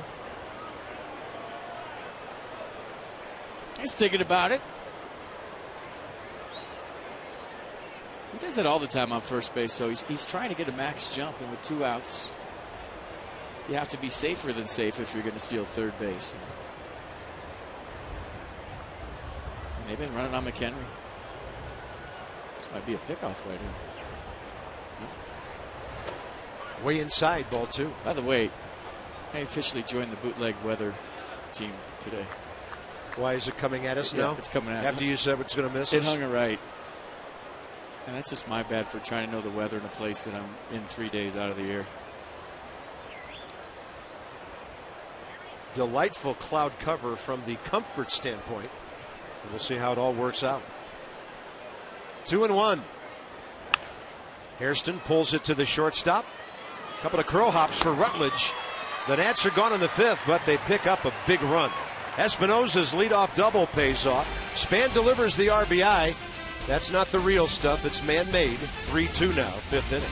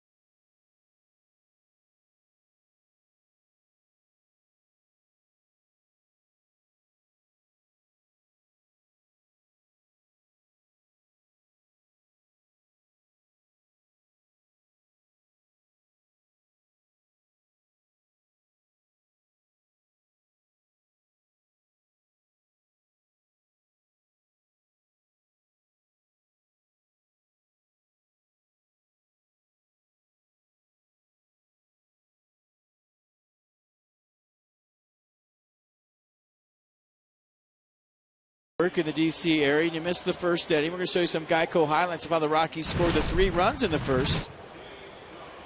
And Josh Rutledge doing some damage right here on a curveball that he got from Steven Strasburg. Rifled it in the corner, and then Corey Dickerson followed with a double of his own. And then Ben Paulson, rookie phenom in this series, with a base hit. And Michael McHenry drops one in front of Bryce Harper and right, and that's how the Rockies scored their 3 runs. Since then, Steven Strasburg has settled down nicely and used the fastball effectively, kept it down and moved it around. Bottom of the 5th. First pitch fastball, late on it. Josh Rutledge has doubled and struck out. So 68 pitches, 47 strikes now for Strasburg. He's gone 6 innings or more 17 times this year in 21 starts. And a ways to go today. But his durability never in question. As I mentioned, top 10 in the league in innings. Coming into this one, he's at 136 now.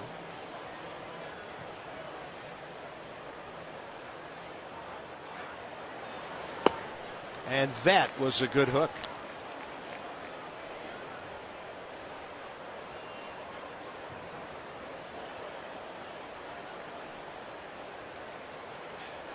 Usually 58% is the fastball percentage on average for the year, so throwing a few more here today against the Rockies.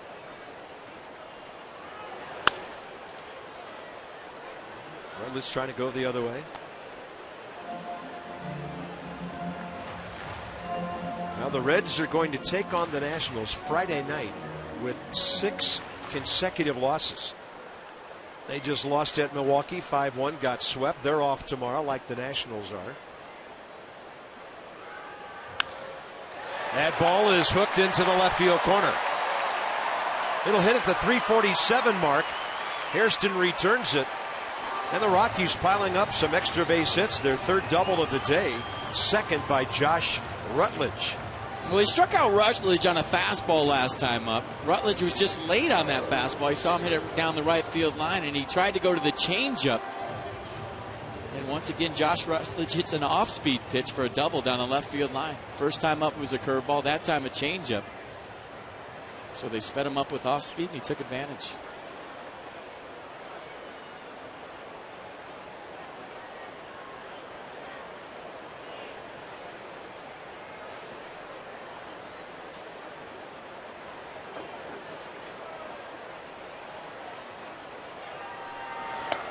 Strasburg with a good heater to the knees. Corey Dickerson. 1 for 2 RBI double.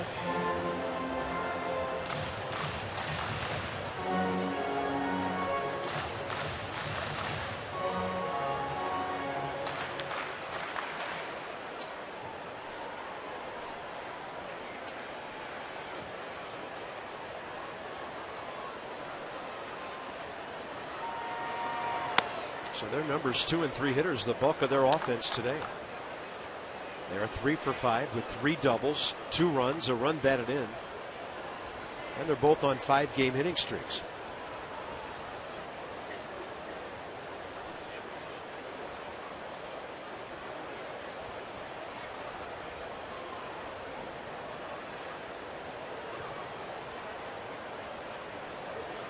And a 1-1. Hammered to center. Span going back. He can only watch it. It's off the wall at the 4:15 mark, and the runner does not score from second base. And that may be the reputation of Denard Span, holding up a runner. Maybe Rutledge just assumed Span was going to get there. Well, he deked him. Denard cruised on that. It looked like he was going to catch the baseball. A good swing by Dickerson right there. He's got such a short, compact swing with pop. But watch Denard Span gear down right there. But yeah, as soon as he turns his head, you can take off. So watching that again, not a good read by Josh Rutledge at second base. With nobody out, he's thinking tag up and go to third. But in that situation, you have to get a little further off. And once you see the back of the outfielder, you go ahead and take off. Nolan Arenado 0 for 1 with a walk and a breaking ball by Strasburg, a beauty. Last time Steven worked him over with changeups. Infield in. Ian Desmond is the deepest of the four.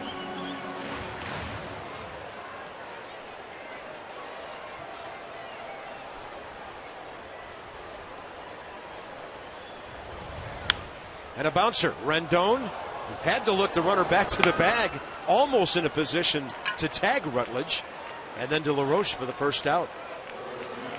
Big out, too.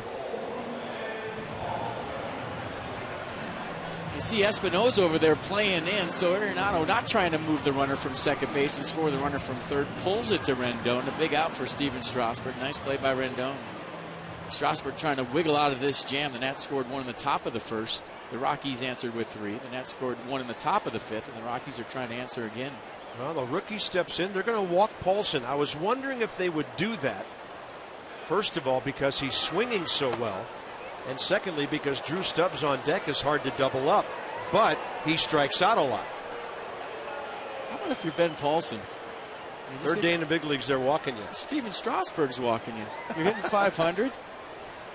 Obviously playing the percentages. Matt Williams going for the right-on-right matchup, but he's got to be thinking, I'm going good, man. Hitting 500 in the big leagues, spent all that time in the minor leagues, and Steven Strasburg is intentionally walking me. Yeah. And it's the right call. Matt Williams is making the right call right here by far. It's just because what you said, Paulson's swinging it. He wants the matchup, and he has confidence in strikes. And Stubbs has been fanned by Strasburg twice today already. Righty-righty matchup coming with the bases loaded, 1 out.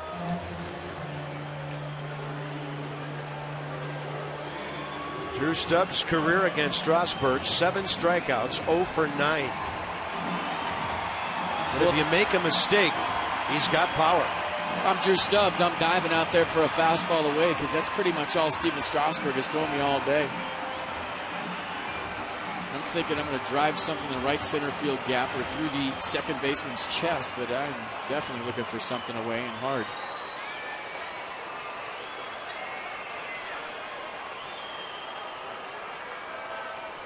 Strasburg goes to the full windup here, and he gets a first pitch curveball, snapping in a beauty.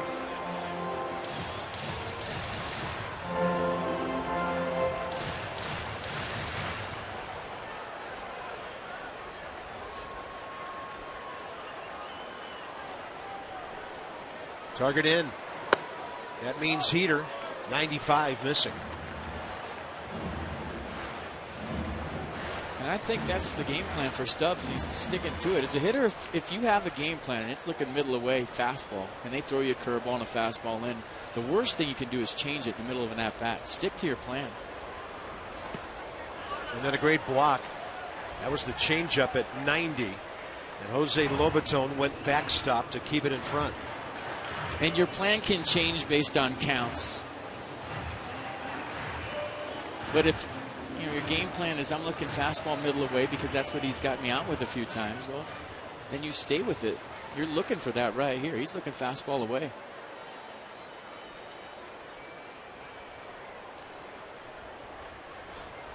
And they're going in. And Stubbs couldn't get it, even though Strasburg sort of missed his spot out over the plate. That was 97. Well, that was the express right there, and Drew Stubbs was looking fastball away. It was supposed to be in, but watch where it is. So his eyes lit up. That's where he's looking. You can see where the swing is kind of shooting towards, and that's right field. He got his pitch and missed it. 2 balls, 2 strikes with 1 out, bases loaded. And that's a backup breaking ball that stayed up and in. Nowhere to put Drew Stubbs. The count's 3-2. He hasn't shown you that he can hit your fastball today. There's no reason to throw anything else. Just locate it. 3-2 Rockies, bottom of the 5th.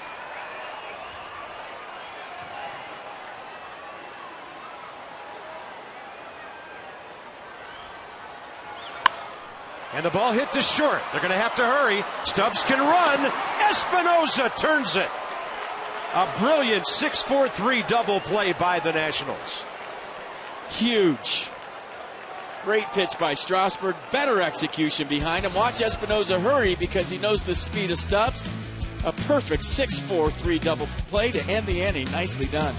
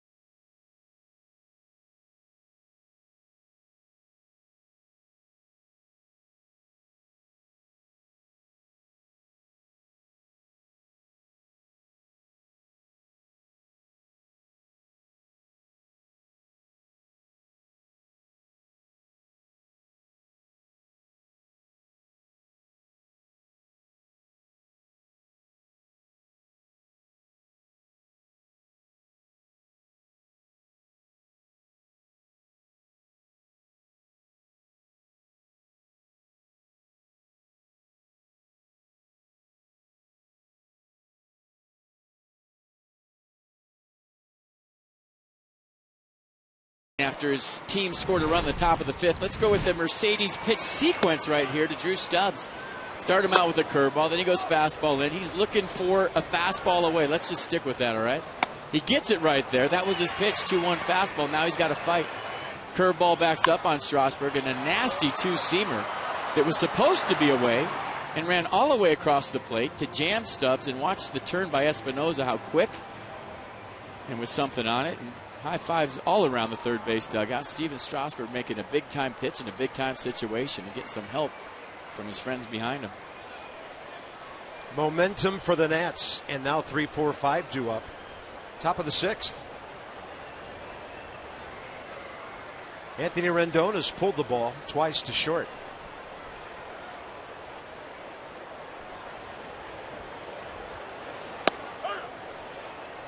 That's 91 in there to get ahead with the 72nd pitch of the day.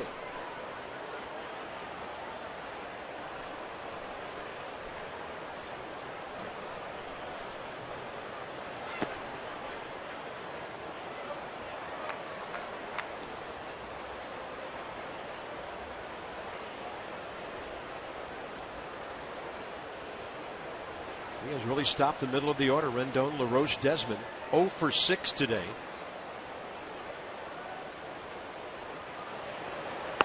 And the changeup floats outside, 2-1.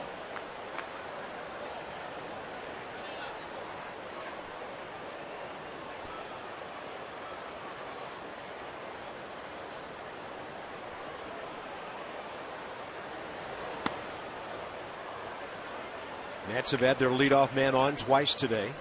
Span in the 1st, he scored. Espinoza in the 5th, he scored.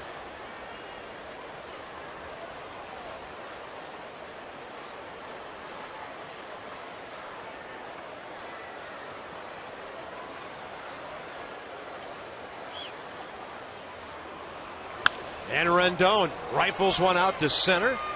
Right there to grab it. Drew Stubbs for the first out. And Steven Strasburg has been throwing a great fastball today, but I want you to see the movement on this last one to Drew Stubbs. It was supposed to be a fastball away, so he actually missed his location, but it ran all the way across the plate to get the double play.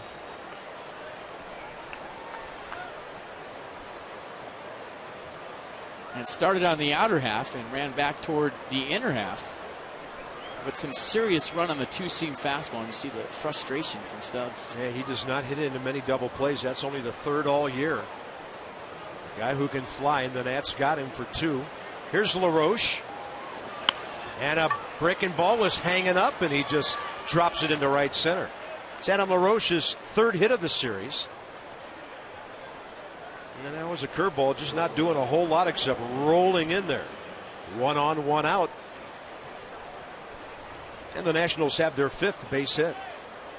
Next up, Ian Desmond. A man who can change a game in Colorado in a moment. So the Nats have 5 hits. I have Espinoza's double as the only hard hit ball.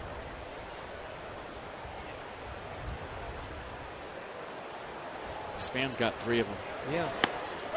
In fact, it's interesting. The one that Span hit the hardest of his 3, the one where he was lunging and he got the barrel out there on the ball, but by no means a laser. So putting the ball in play in Coors Field. By the way, the Nats last night in a 3-hour and 34-minute game struck out only twice. They put the ball in play all night.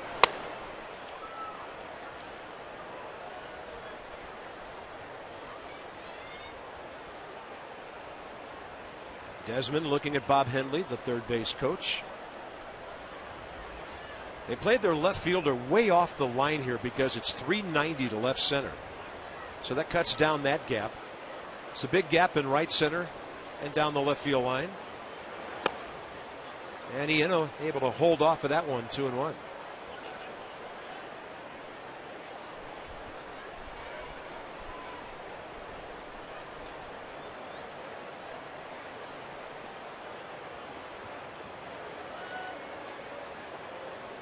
Ton of room on the right side of the infield.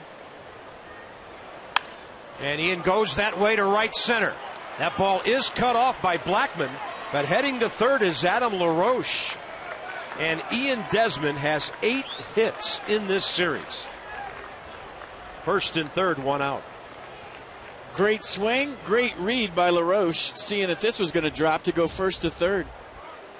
You check your outfield as a base runner. You know where they're standing. You see the trajectory of the ball. And LaRoche ran like there was 2 outs. Never hesitated, went first to third. So even though Adam LaRoche doesn't get a lot of credit for his speed, which I guess is right, he is one of the better base runners on the ball club. He knows where everybody's playing, and he goes first to third as well as anybody. Well, a huge at bat for Bryce Harper. De La Rosa struck him out swinging twice today. As FP noticed last time, after all the off-speed, Bryce moved up in the box and then had a 93-mile-an-hour fastball thrown by him.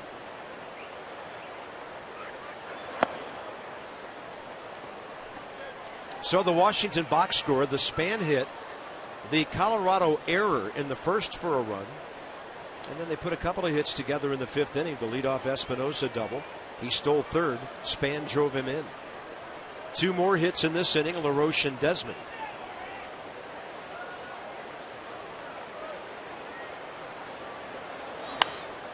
And Bryce had an 83 changeup that was sitting up a bit.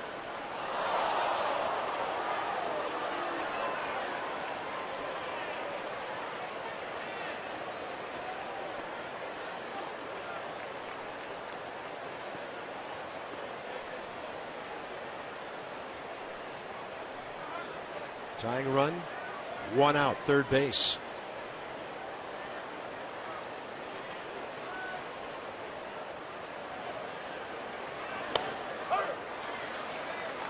Fastball, got the call, outside edge. Let's have a look. That is well off the plate, and now we know why Bryce Harper didn't like it. Well, his first at bat, he had a strike called on him he didn't like, and he kind of raised up real quick and looked back at Paul Emmel. And Bryce is a guy that's very emotional, but he shows those emotions in his body language, and those emotions aren't conducive to getting borderline calls. Harper strikes out for the 3rd time today. Number 10 for De La Rosa, continuing his season high day. And it'll be Espinosa now. So if you're getting home from work, welcome. We're in Colorado. Cloudy day, warm day. The Nats have trailed since the bottom of the 1st inning. They led with a run in the 1st. Rockies got 3. Washington in the 5th on a Span RBI. And now Danny Espinosa, who hammered a double to the left field wall last time, will try to tie this thing up or more.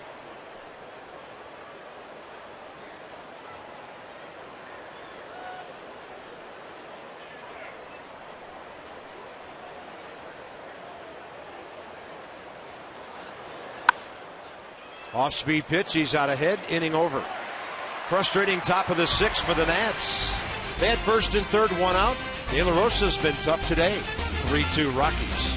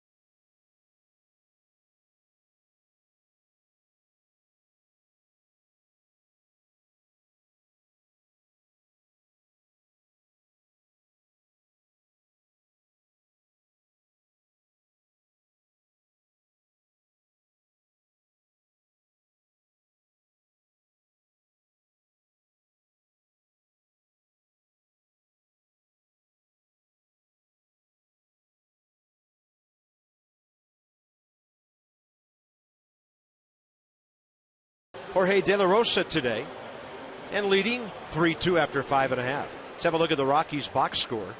Doubles by Rutledge and Dickerson in the first, got him a run. Paulson, the rookie, 5th big league hit, 2nd RBI, and then Michael McHenry added one as well. Strasburg gave up a pair of doubles in the 5th. And in a little while, FP is going to explain that play to you and show you why Josh Rutledge did not score from second base on a 415-foot double with nobody out. It would cost the Rockies later in the inning, and here they are with 7, 8, 9 due up in the 6th.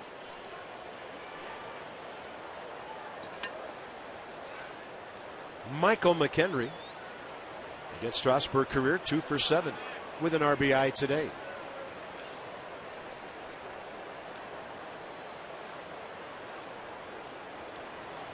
Lobaton moves in. And the ball out over the plate. He was late anyway. Steven Strasburg in 5 innings, 87 pitches today, 57 strikes.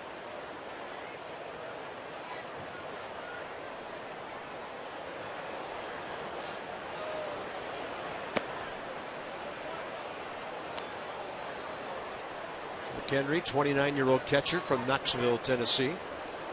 Played at Middle Tennessee State. He was with the Pirates last 3 years. Originally drafted by Colorado.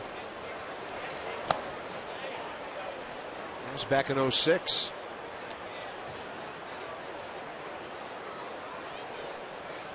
.28-pitch first inning. And a 20-pitch 5th inning.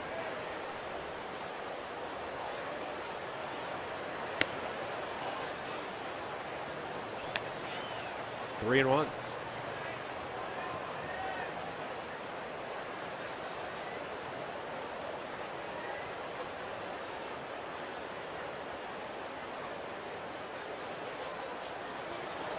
And Strasburg just holds on too long. Second non-intentional walk of the day. You bring your group gathering to Nationals Park this summer. Group seats are great for company outings, family reunions, and just special events. Tickets start at $9 for groups of 25 or more. Call 202-675-NATS or visit nationals.com/groups for more information. Number 8 hitter for the Rockies, DJ LeMahieu. He's had a great series. He's 5 for 9 with a walk, a run batted in. Guy who can handle the bat in the number 8 spot.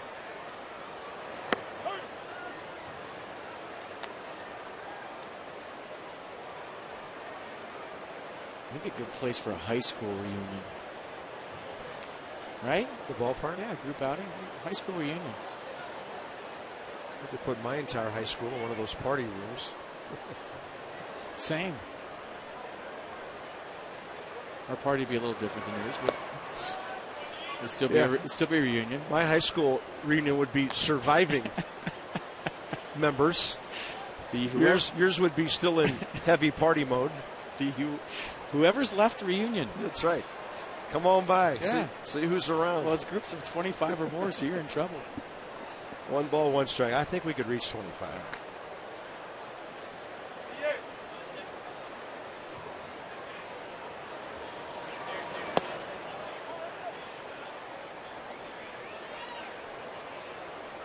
I just told those guys working with you has added years onto my life. Absolutely. You are aging in presidential years sitting next to me for 3.5.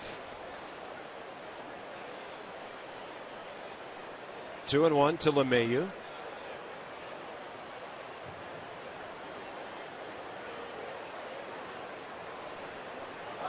Runner on the move and a foul off to the right side.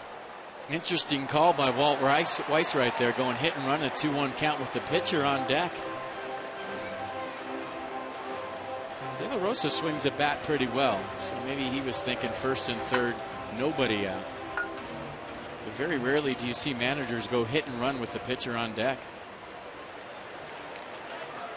And after a leadoff walk, Strasburg having trouble throwing strikes, and kind of did him a favor right there, actually.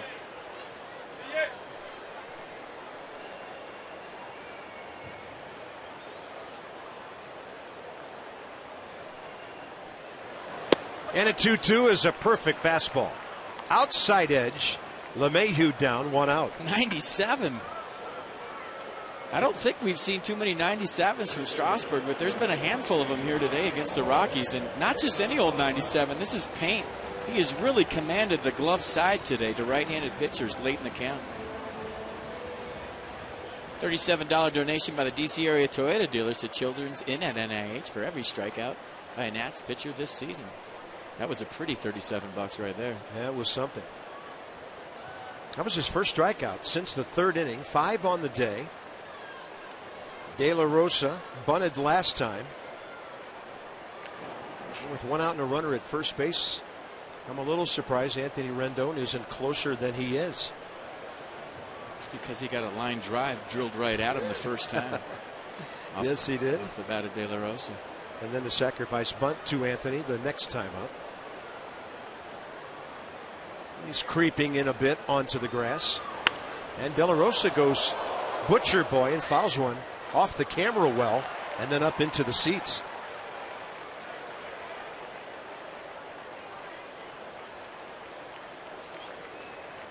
He's a 132 career hitter with 17 RBIs. Most of his career in the National League with Milwaukee and Colorado. Just a couple of seasons in Kansas City. Part of 06 and then 07.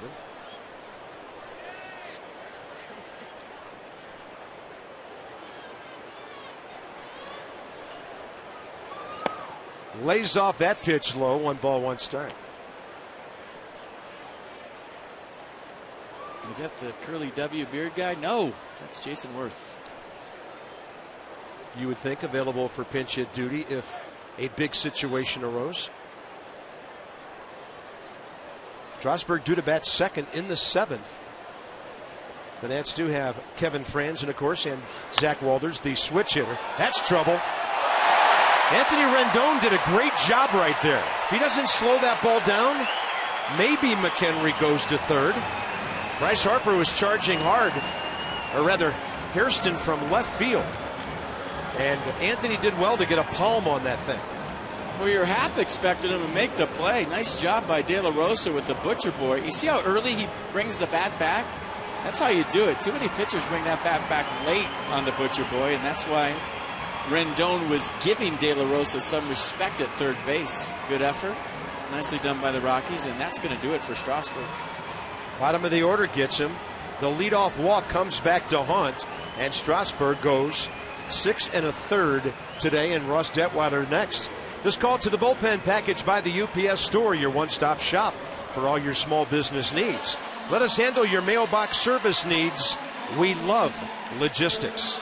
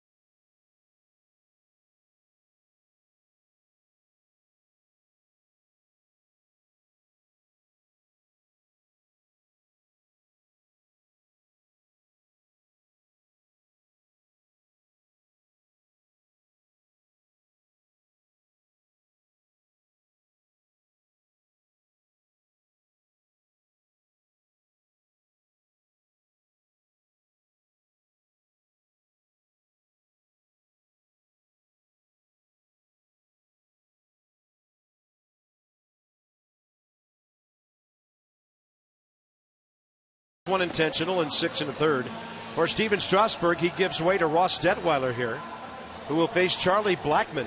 Strasburg yielding to Detweiler, who retired Blackmon on Monday night here. And for Ross, a lot of momentum on his side right now. 29th game, 252 the league hitting against him, and that ERA was really high start of the season. He's got it down to about 3.5 runs a game. Well, Matt Williams showing you what he thinks about Ross Detweiler right now, and you kind of thought that he would start coming into high leverage situations, but I thought Steven Strasburg did a nice job today. All in all, still on the hook for a couple of runs. But Ross Detweiler brought into this ball game in a big situation to get a big out against a good hitter. And a correction on Strasburg, 5 1/3.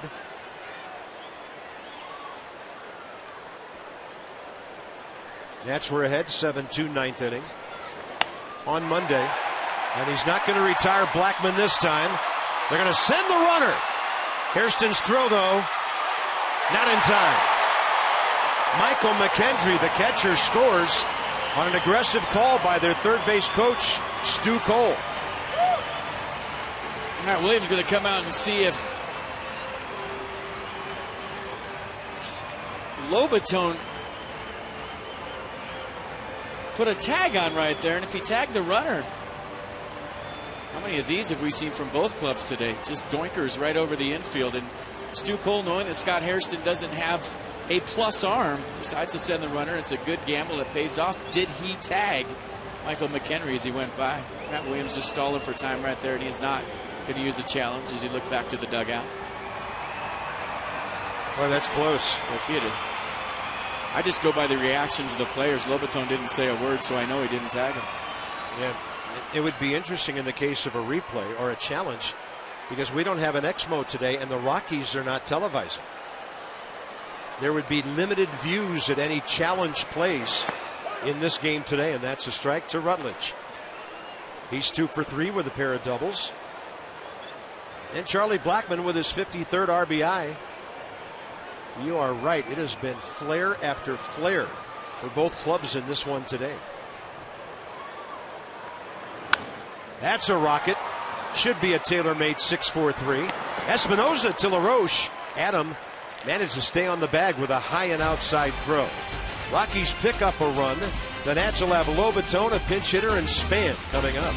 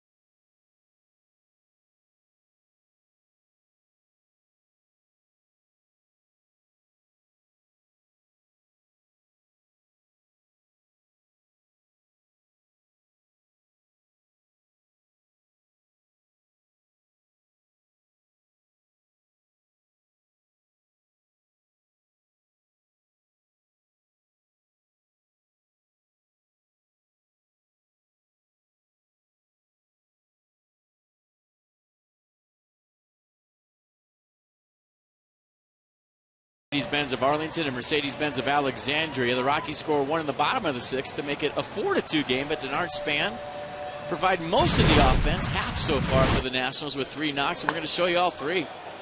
Led the game off with a base hit to right. Another nice 2-strike approach, ground ball up the middle, and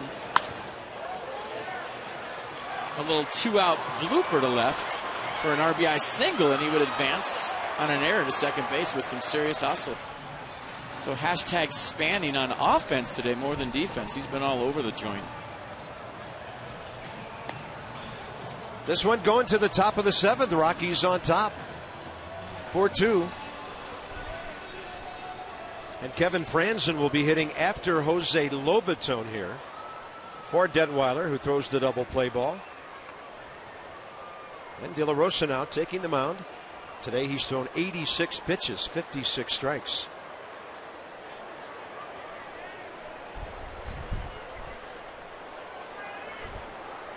Lobaton 0 for 2. Swinging strikeout, ground ball to short.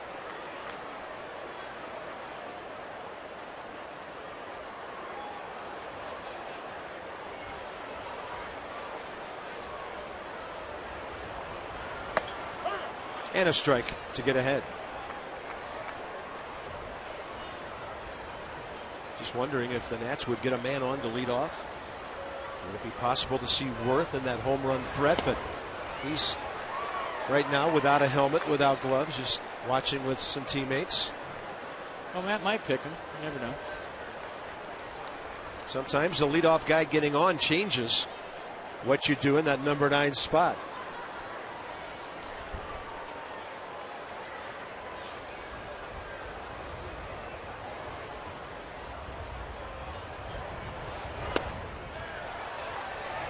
No swing, says Jordan Baker. That's a changeup that has victimized several right-handed pitchers today. It's just such a big split in the speed. I mean, he's been throwing 93, 94, and his changeup 10 miles an hour slower. And he's kept everything down for the most part. Target in. And Lobaton sees the off-speed heading down.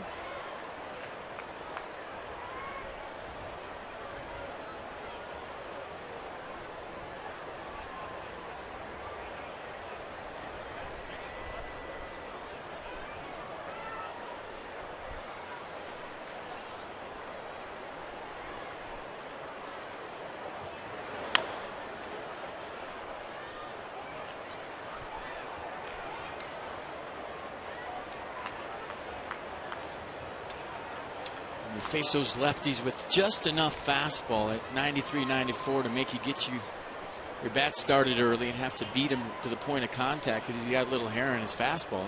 That makes that changeup so much more effective. Now, if a guy's fastball is 88 and his changeup's 84, it's not that tough a go for a hitter. And Lobaton hits it well to right field. First knock of the day for him. They're not calling friends, and back it'll be Kevin with the leadoff man aboard here.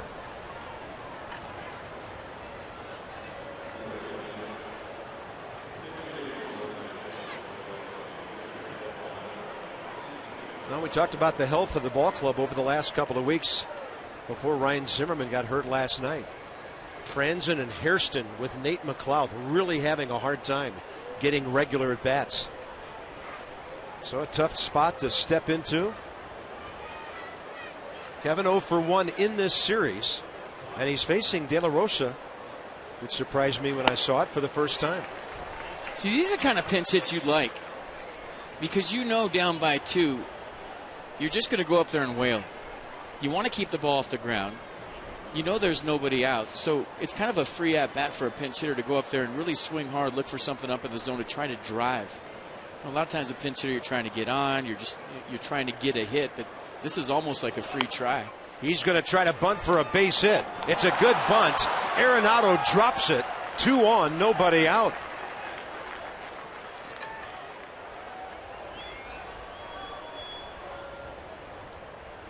Oh, a nice bunt right here by Franzen, laying it down.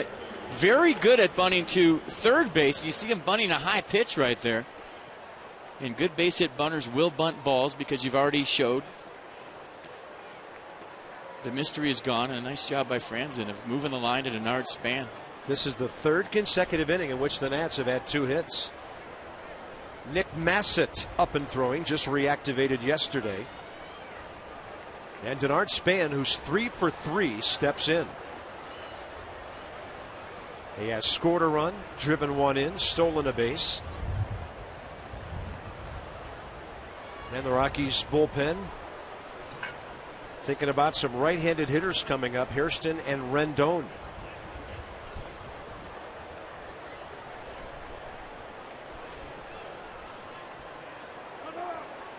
Time given. Inside the numbers from Jeep. So Anthony Rendon has an amazing 11 3-hit games this year. That's at least 3 hits. And Span checks in with number 9. Any chance he's bunting here? Yes. Rockies think so. You saw him square around. And there's a play at third. And they got Lobaton by plenty. That ball was too close to the mound. This could be Jason Worth's at bat right here if Matt Williams chooses it, but he's going to let HAIRSTON go up. And no, he's calling HAIRSTON back, and I think he's going to go with Worth. Nice at bat by Lobaton, getting some love in the third base dugout, and here comes Jason Worth, who in this series is 3 for 9 with a walk, and in his career against Jorge De La Rosa, he's 4 for 11 with a homer, 3 RBIs.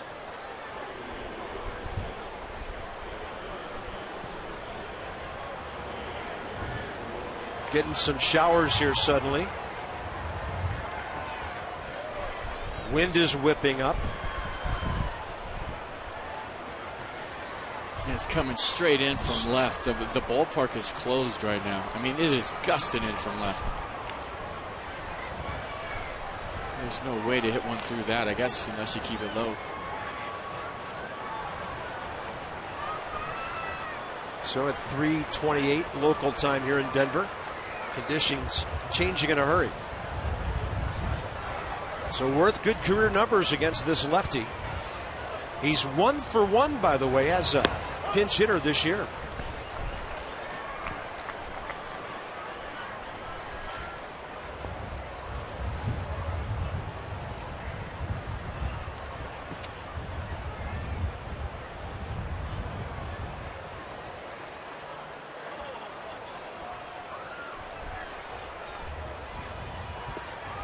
Wind's coming in from left, and the rain in front of us is blowing from the right to the left.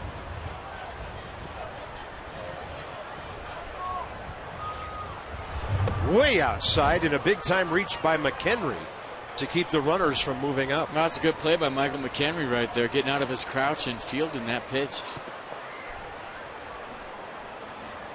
Watch this one. I mean, this is ticketed for the backstop, and then the second and third, 1 out. Nice play. It's a big play.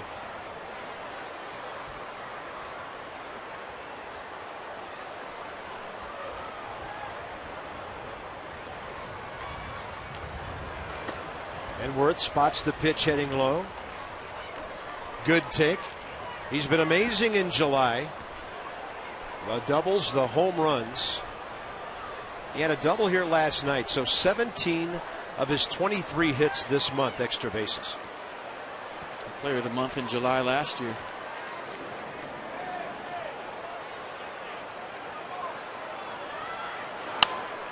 Saw a pitch up. He's late for it, and the count's even. 2-2.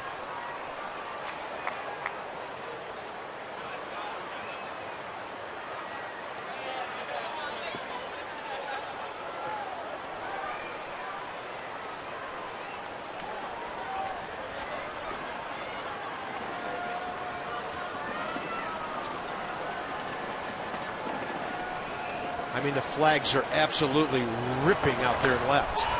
And Worth unable to rip. He strikes out on a breaking ball down. 2 outs. 11 strikeouts for De La Rosa today. I don't know if it's safe to keep playing the way the wind's blowing right now. You see the strikeout pitch from De La Rosa, who's just had his way with strikeouts here against the Nationals today. I mean, you can hear the wind. And right now, Jerry Meals at third base is the crew chief. It's his call. If a ball is hit in the air, no chance. What's going to happen here? No chance. It's raining. We've got a gale, and the third base umpire is standing still, hands on hips. Our camera guy's having a hard time staying locked down here.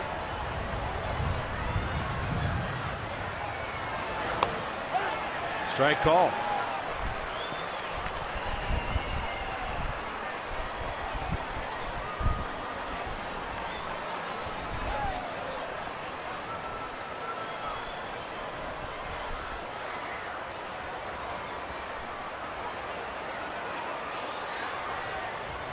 And Rendon with a foul tip.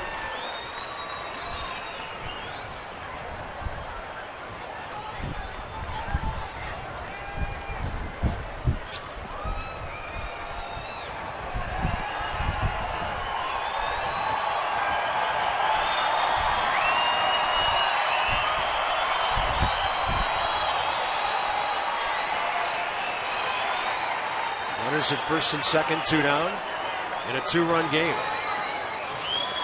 And Rendon to short. He got jammed, and the inning's going to come to a quiet end with the wind howling at Coors Field. The Nats had 2 on, nobody out, and they've now stranded a whole bunch of runners, 5 of them in the last 3 innings. Time for the Hyundai 7th inning stretch from Coors Field, where the Rockies have held on for the moment to lead 4-2.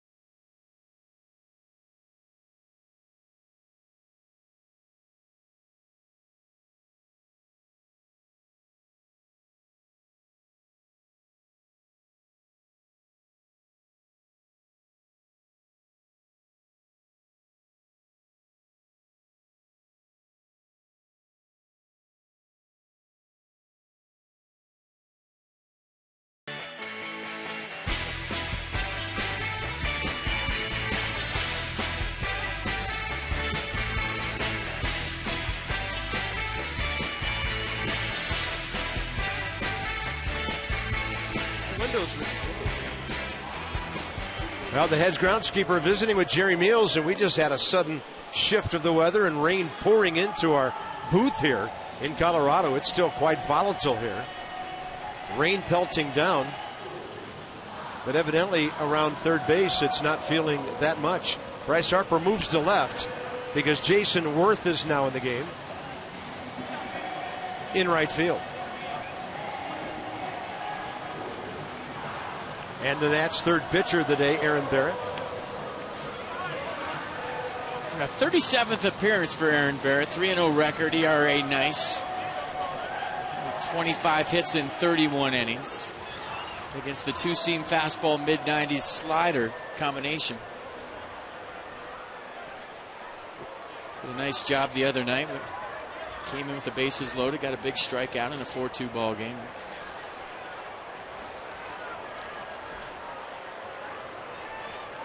All right, we're all loaded up with paper towels and ready to go, bottom of the 7th.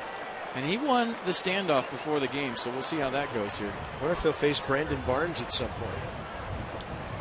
And they both just stare at each other and don't even throw a pitch. And this is reminding me of Candlestick Park right now in right field where Jason Worth is. He's in the middle of a wrapper vortex. I mean, can a player signal to the umpire that it's not safe to be in a certain part of the field? It's a hot dog wrapper tornado.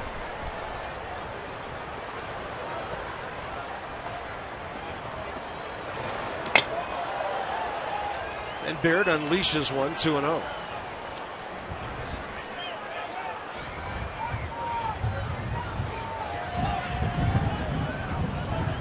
From a player standpoint, it is super hard to concentrate when you have all this stuff going on, rain, wind.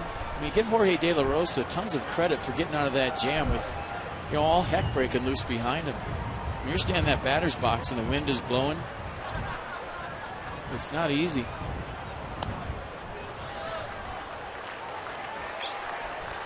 Yeah, he showed great poise, striking out Worth, rounding out Rendon.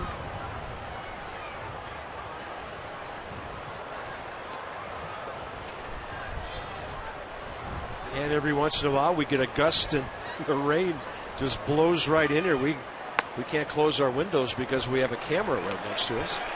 And there's a walk by Aaron Barrett to Corey Dickerson.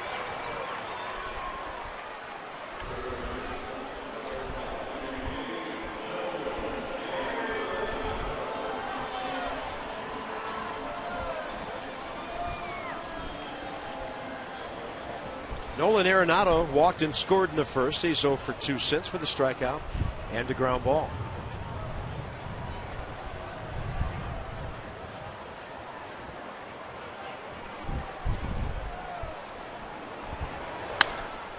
And this one, trouble if it's fair. And it'll stay fair, even with the wind blowing in. Worth returns it. It's a double. The Rockies score, and they lead 5-2.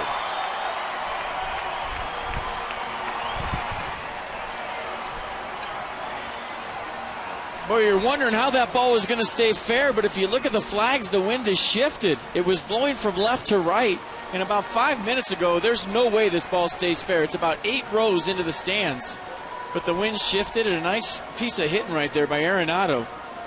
Good read by Dickerson. He knew it was ticketed for the corner, and he was off to the races.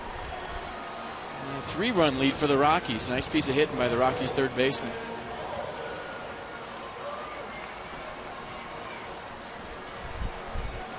That broke the flag.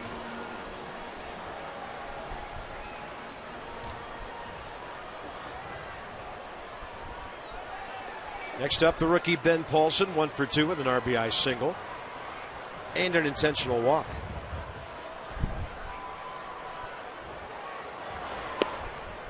Ball gets away, no advancement. Lobaton able to keep it close.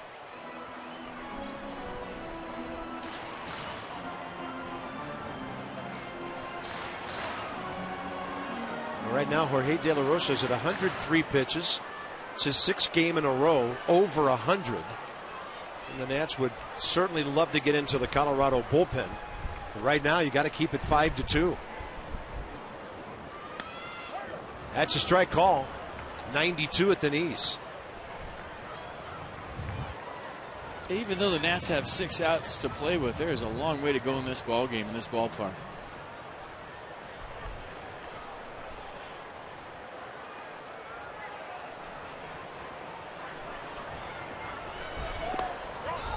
That was a swing, and the ball gets through Lobaton, and Arenado goes to third base.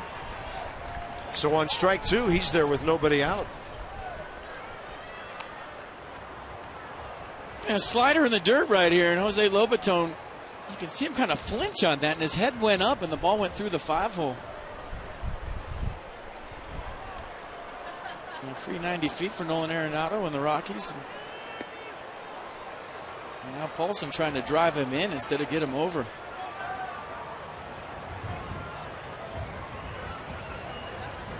Infield in now with nobody out, and a 1-2 pitch. Just a little low.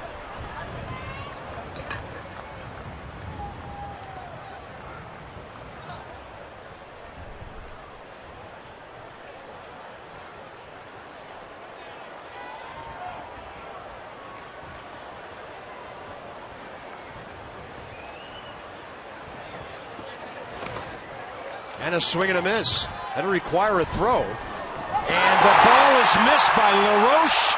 Lobaton looked like he threw him a breaking ball or something. Had some weird spin on it. And the Rockies score a run after the wild pitch. And now a throw to first on a strikeout. It's a very lackadaisical at-bat for Jose Lobaton right here. He had the ball get through the 5-hole. Then he blocks it right there, and it caught a break because it hit home plate umpire Paul Emmel. And he gets the baseball and just, like you said, through a cutter, slider, something. And maybe LaRoche lost sight of it in the back of Ben Paulson. But a sloppy sequence right there for the Nats catcher.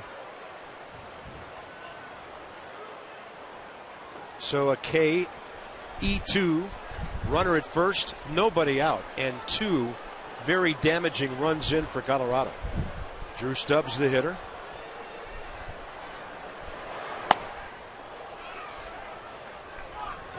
Two strikeouts, a double play ball against Steven Strasburg today.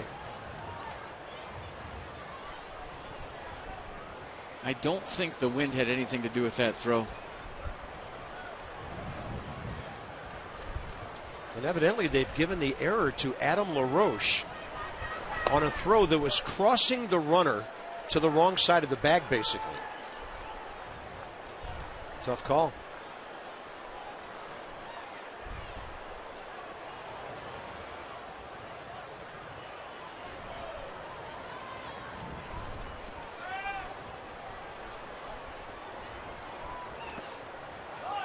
And then that ball in the dirt. Blocked by Lobaton. And that'll be a wild pitch. Yeah, Lobaton having a rough ride with all these sliders in the dirt from Aaron Barrett. Another free 90 feet, really 380 feet. And Matt Williams not happy. Another slider in the dirt. Lobaton does a nice job blocking that one, but a great read at first base by Paulson. Reading the ball in the dirt. Advancing 90 feet. 2 balls, 1 strike to Drew Stubbs. And the Barrett fastball at 92 catches the outside corner.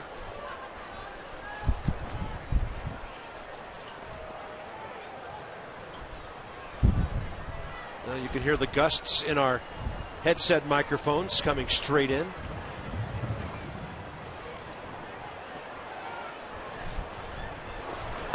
And a fastball upstairs taken. Nothing seems to be bothering the Colorado hitters right now. And Aaron Barrett having a wild time here in his inning.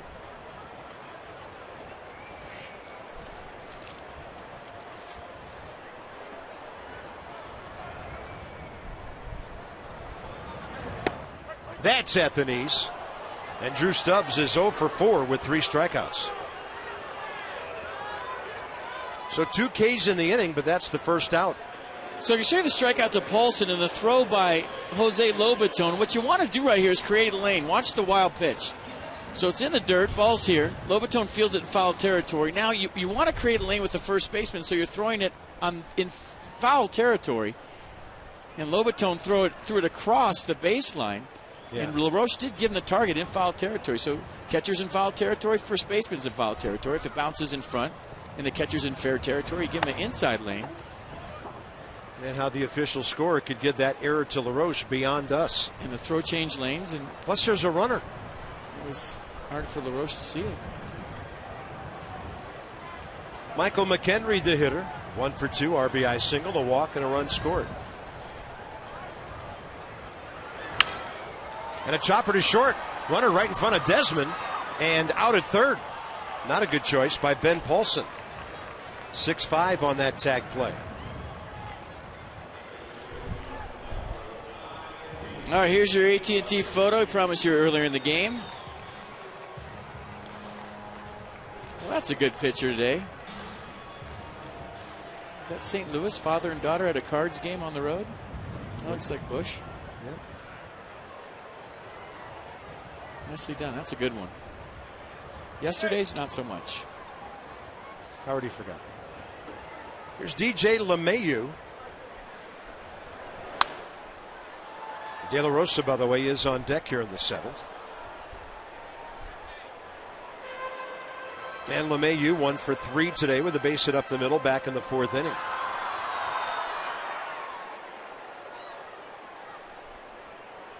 Well, the flags are now waving, not standing straight out like they were a few moments ago. So things have calmed down here a bit.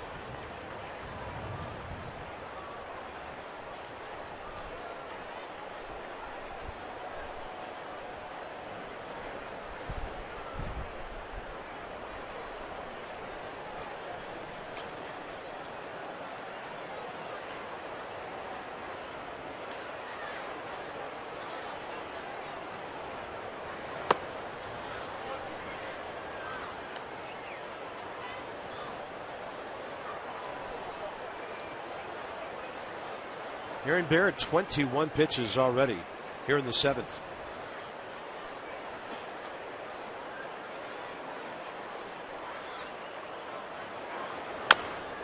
And a chopper that Rendon has to charge with the glove. Clean exchange and a very good play.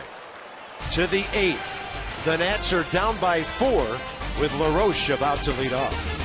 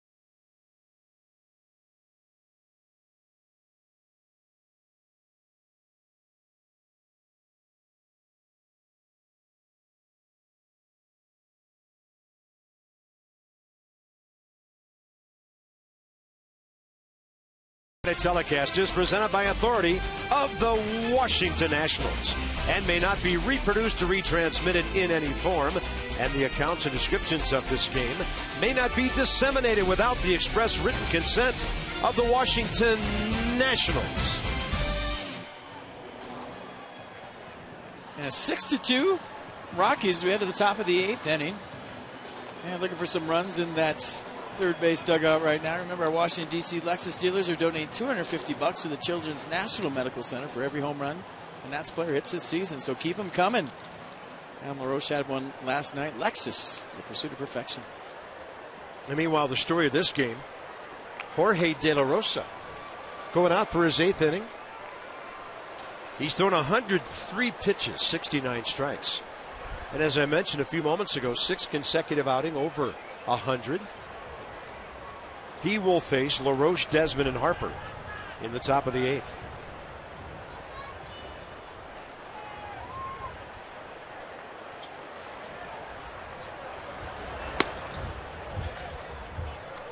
Well, he's done a nice job all day of obviously getting strike one, but making right-handed hitters aware of that cutter on the inner half, then using the changeup to the other side, and the same with lefties. He hasn't been afraid to pitch in, and he's done it effectively. See that first pitch fastball into LaRoche, even though it was a ball. And he goes slider away in a 1-0 count.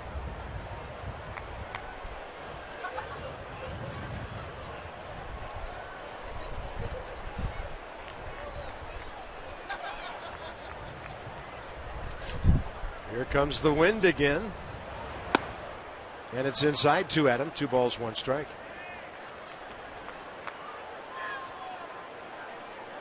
Only place I've been where it changes like this quickly is Wrigley Field. I mean, Candlestick, the wind is just there all the time, it seems. At least after about 3 in the afternoon. And LaRoche, boy, there are a lot of swings and misses today by LaRoche and Harper on pitches that I think they think they're on. And all of a sudden it's not there. I'm telling you, as a hitter, when you have a guy with a decent fastball and he throws it in, you're telling yourself, I got to get to that. And how do you get to it? You start your swing early. Now you're susceptible to anything off speed or to the other side of the plate. He's been good. Yeah, turns that one over, so it dove down and in. Nats have also had their opportunities. Yes, they have. Just haven't cashed in. They've stranded 5 runners in the last 3 innings. Twice with runners at third, fewer than 2 outs.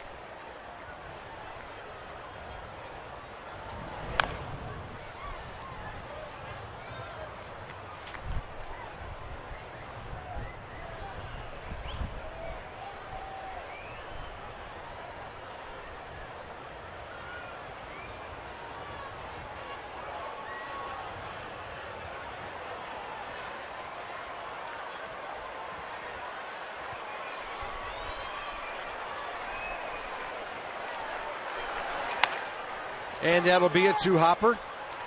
It'll back up Paulson to the bag himself for the out. I've been in games like this here at Coors Field. It's pouring in left field right now, and in right field it's not. And now this downpour has the folks heading upstairs.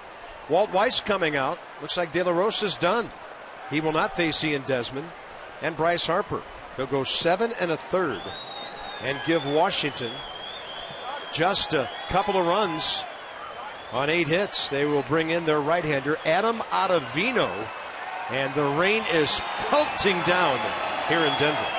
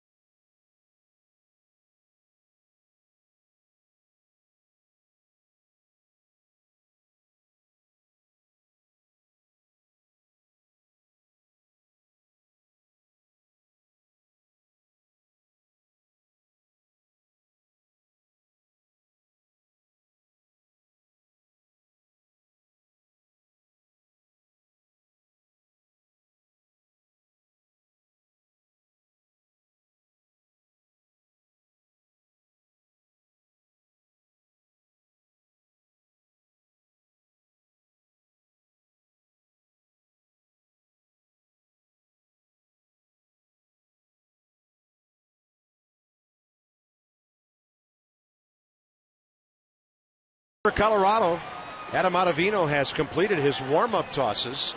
Ian Desmond will be the hitter. And his 49th appearance of the year. Now, sinker slider guy, the fastball runs into righty, slider goes the other way. When you talk to hitters that face him, you really got to hang tough because he'll throw that sinker in, then go slider away. And it's tough not to bail if you're a right-hander.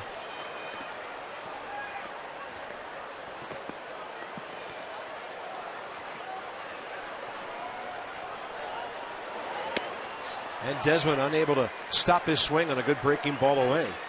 No balls, 2 strikes. Yeah, last outing was on the 19th at Pittsburgh. Gave up 1 hit, 1 run, walked 2.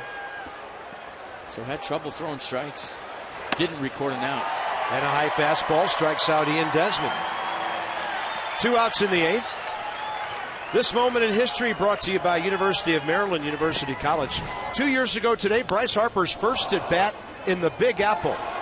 And he sent one into the bullpen in right center field. Mikey Morse liked it a lot. And a big smile for Bryce. His first home run in New York City.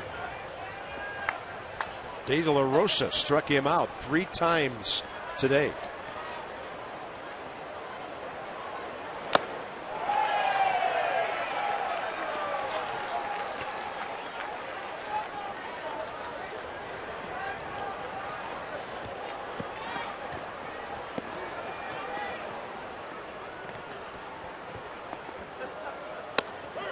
Coming out and doing nothing but throwing strikes. Ottavino.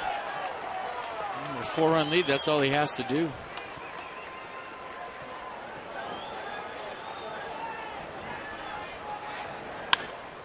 And Harper out to the second baseman, LeMahieu. The Nats go in order in the top of the 8th. Rockies trying to salvage a game from the season series. Lead by 4.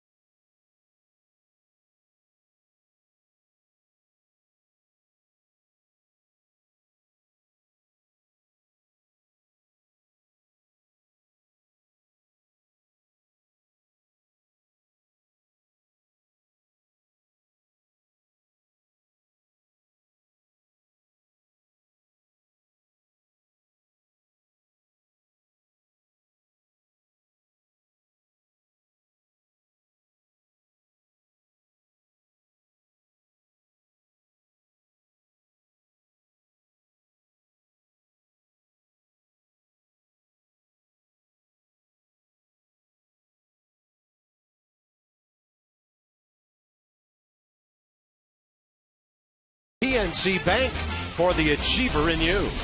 And by your local D.C. area Land Rover retailers. Visit DCAreaLandRover.com for special lease and finance offers. It has been reduced to a downpour in Colorado. I'll tell you what, of all the places I've ever played, the drainage here is unreal. I've seen it rain monsoon style for 45 minutes. Now they're going to come out and look at the mound, FP, as Jerry Meals, the crew chief at third, and then Paul Emmel, the home plate umpire, will come out and inspect the landing area for Jerry Blevins, who takes over for the Nats here. And then after 45 minutes, you go sit down to stretch in the outfield, and your uniform's completely dry. Unbelievable drainage. So this is nothing. Just got to get the mound right, maybe the batter's box, and everything will be okay.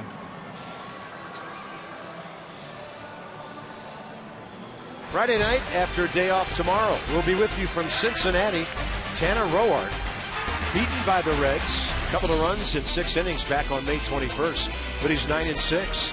Alfredo Simon is 12-4, and he helped the Reds take 2 out of 3 at Nationals Park with a 7-inning, 1-run outing that same day. Coverage begins 6:30 Nats Extra on Masson.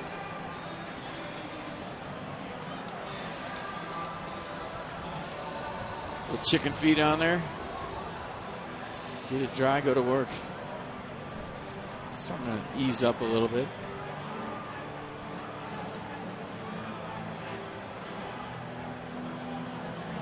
I'd say that guy knows how to spread.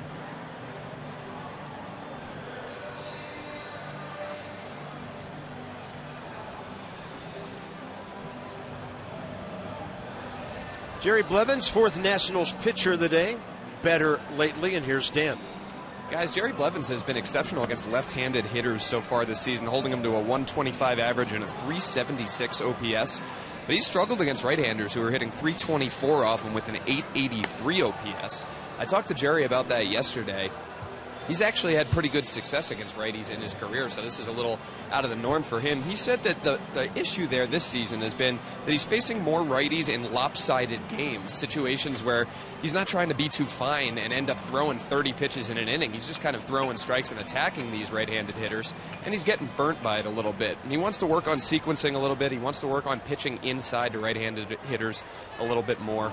And he hopes that he'll face some righties in big situations, which will allow him to kind of bear down and really focus on making his pitches instead of just throwing strikes, which has allowed hitters to kind of hit him all over the ballpark a little bit.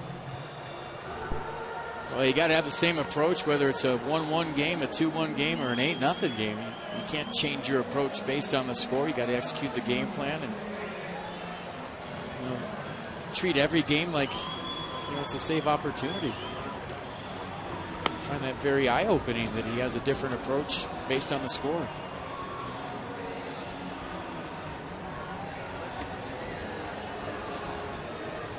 I just wonder if after they get the mound right, does it go back to giving him 8 pitches to get ready? I think it did. 8 pitches per mound. Good call. Mm-hmm. It's in the rule book. 7.03, I think.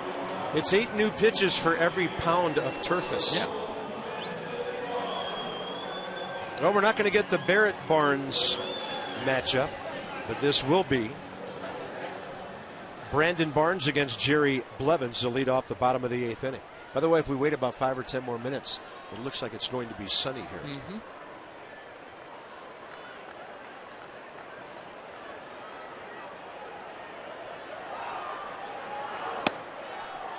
And 90 upstairs, Barnes unable to get to it. Brandon Barnes in this series, just a couple of pinch hitting appearances, 0 for 2. I don't think that swing felt too good either.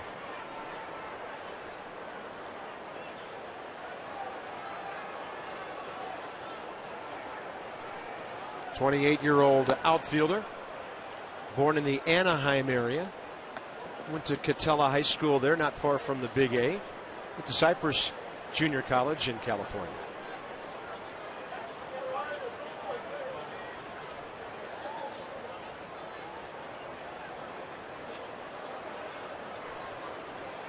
One ball, one strike. And Blevins dropping one right under his bat.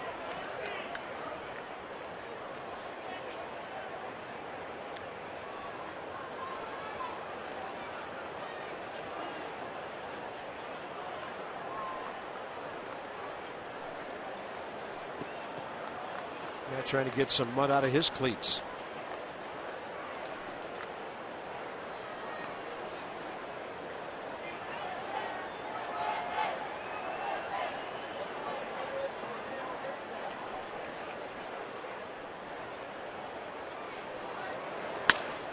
Had him reaching. In Desmond on a wet track. Plays it well for the first out.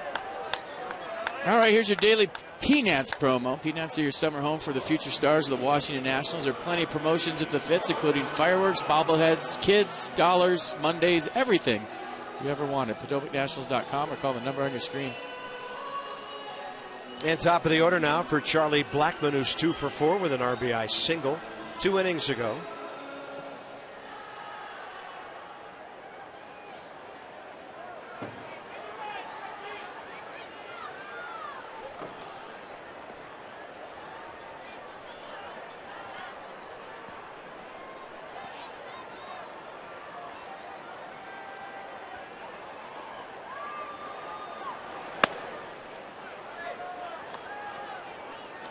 By the way, I don't think we mentioned it. They did change that error call to Jose Lobaton, not Adam LaRoche, on the throw last inning.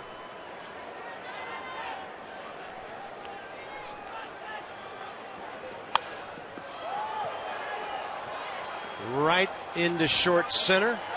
Danny Espinosa drifting with it, looking up into the raindrops. I'll tell you what, 10 minutes ago, that play would have been almost impossible. And it might have been fouled down the right field line. The hitter will be Rutledge. By the way, the Rockies, even though it's not a safe situation, they're warming up their closer, LaTroy Hawkins, who's been 17 of 18 this year for them. Well, Walt Weiss heard about the new rule we made up last night that a 4-run lead is an official save at Coors Field. Yeah, I think it should be. It's a good call. Guy's still throwing the ball well at the age of 41.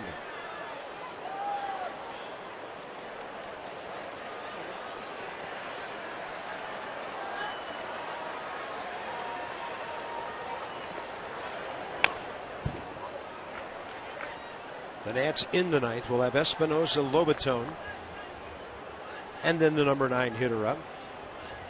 Maybe Zach Walters will get an AB, or Nate McLeod.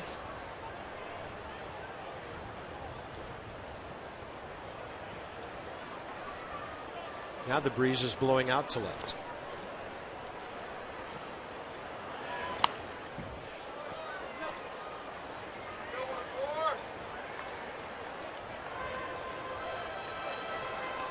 Still think it's important to keep it within one swing.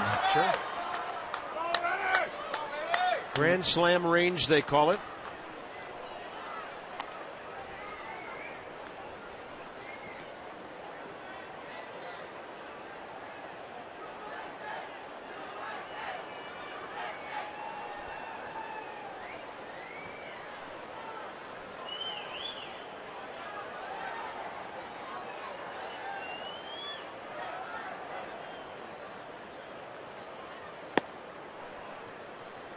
Jerry will show him the 0-2 changeup.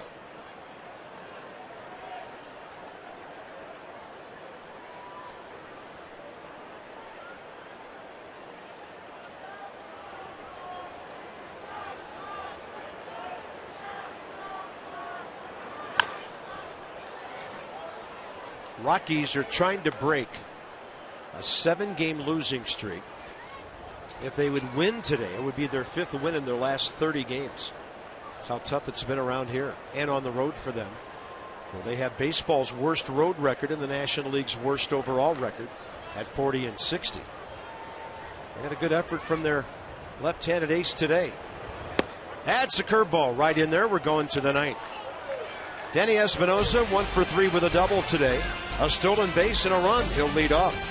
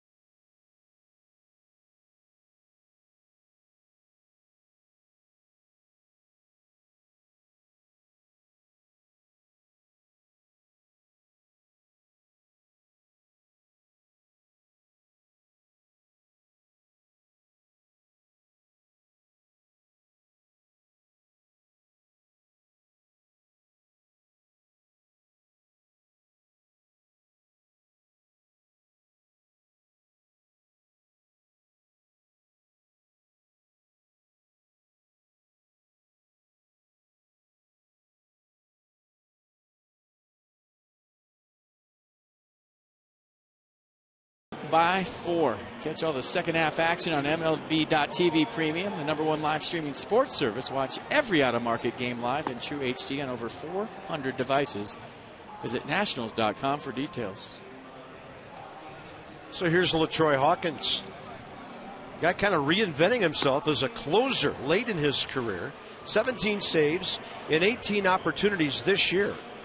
And coming into this season, he did have a 101 career, including 28 with the 0-1 Twins and 25 with the 0-4 Cubs. And he throws the fastball 76% of the time at 93 miles an hour. He has a slider and a curveball to go with it. 979 career games. That is a wonderful career for LaTroy Hawkins. Wow, that's impressive. Today's game where guys are blowing out left and right, that's good stuff. Yeah, it is. That's amazing. Every time I see him, I think about that suspended game the Nats and the Astros had to play down at Minute Maid Park. I think it was in 09. Game was suspended in D.C., had to be continued in Houston as part of a series there. He took the mound. They threw away a double play ball. Nationals won, time of the game 7 minutes. Not including the part that had been played in D.C., but he made some pretty good pitches, and he walks off and they lose. Crazy things happening. Hopefully the game time for the Nationals is a little bit longer right here in the top of the 9th. We'll see.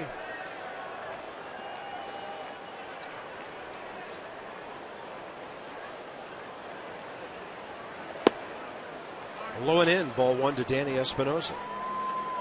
An interesting pitch choice right there. Up by 4 runs. He comes in with a first pitch slider, maybe at 80. Looked like it. I don't even know what that was.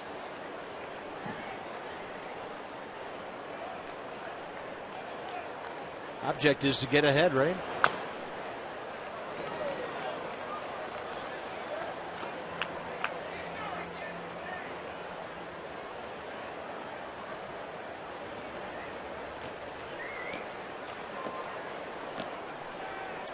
Trying to clean his cleats out right now. Maybe he slipped on that first pitch because his curveball is 78. It definitely wasn't a curveball. And his slider is 87. It definitely wasn't a slider. Yeah, we saw some shoes at the All-Star game, didn't we? Yeah. I like Tulowitzki's the best of everyone's. That's a good breaking ball. 75. Severe drop at the end.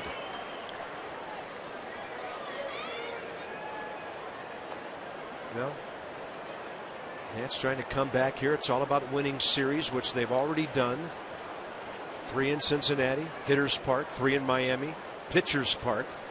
It'll be an interesting trip. Already has been. Espinosa's out.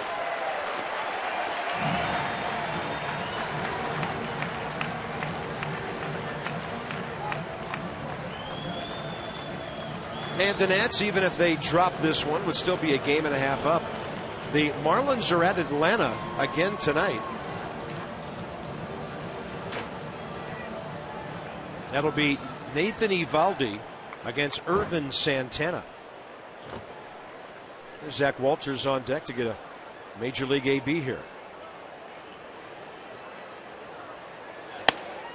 Well, it could be an interesting trip for other reasons, too, as the trade deadline approaches. You never know. Last day of the road trip, July 30th. 31st, the Nats are home against the Phillies. Yeah, what do the Phillies look like at that time? Right now, LaTroy Hawkins has everybody biting on his dropping, breaking stuff in the dirt.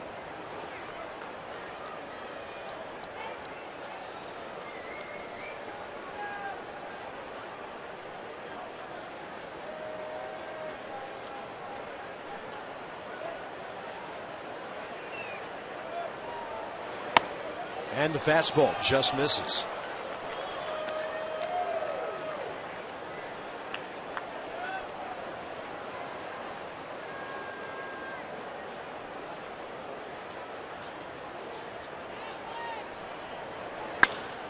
Lobatone to left. He's got some carry. Dickerson back, going with it. Catches that ball 380 feet away. 2 outs.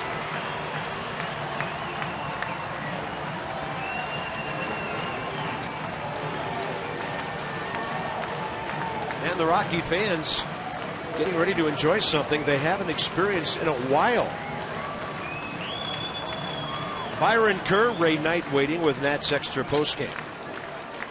What was this thing called? A 2-out rally. This ain't over yet. There it is. And Zach Walters has a couple of pinch hit home runs this year for the Nats at the big league level. Right-handed. Breaks his bat. And a base hit for Zach. It all started with a bloop single to center off the bat of Zach Walters. I just had a feeling you were going to say that. Oh, it ain't over till it's over. And here's Span, 3 for 4.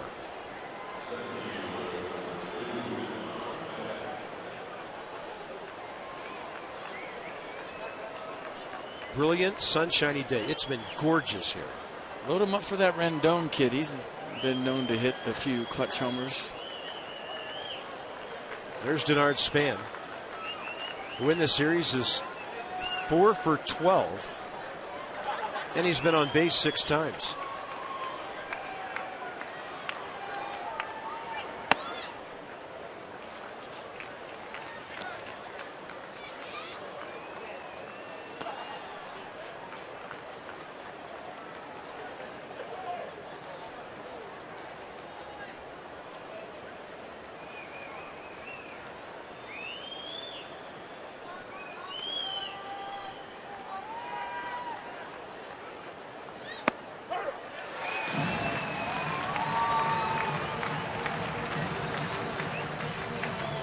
Good baseball, take a strike, go to work.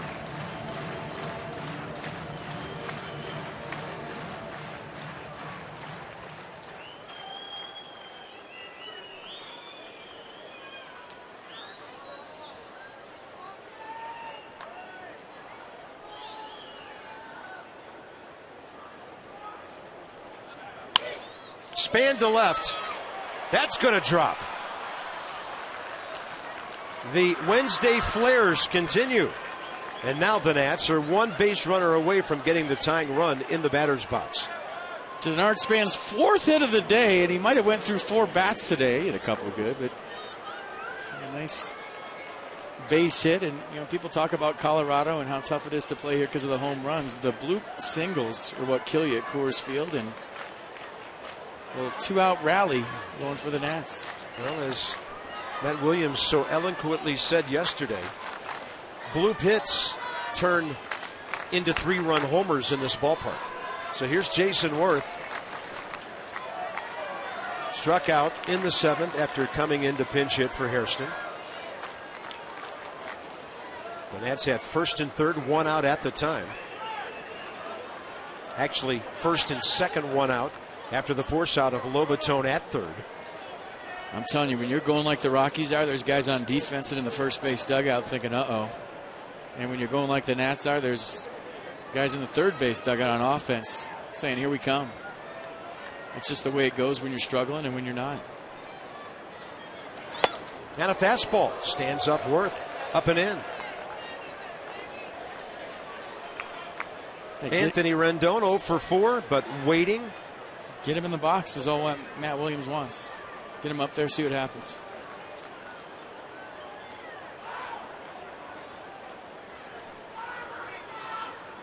Pretty good success against LaTroy Hawkins. 3 hits, a home run.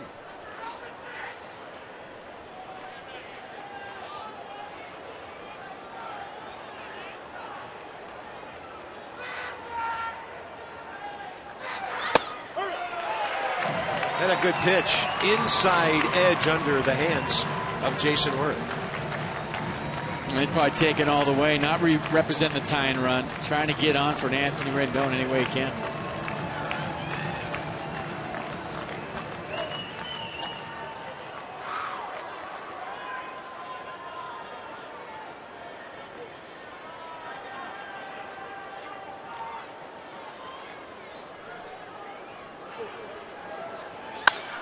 And this one into right center. Coming around to score, Walters into third, Span, and the tying run will be Anthony Rendon. A little thing called a 2-out rally. And the Nats are doing it right here, right now, and they got the tying run of the plate in the form of Anthony Rendon. Nice piece of hitting by Jason Worth. And folks, this one ain't over.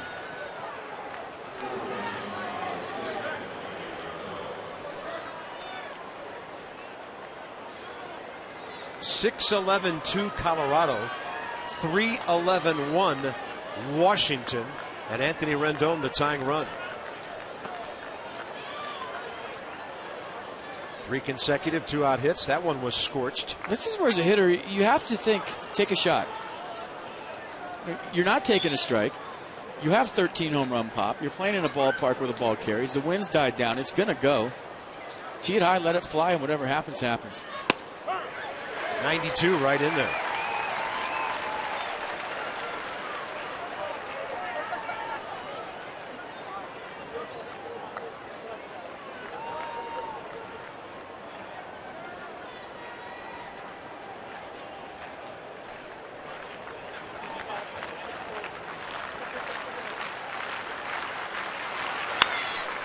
Rendon out of play right side. And the Rockies within 1 strike, but the Nats within 1 swing. A clutch hitter he has been.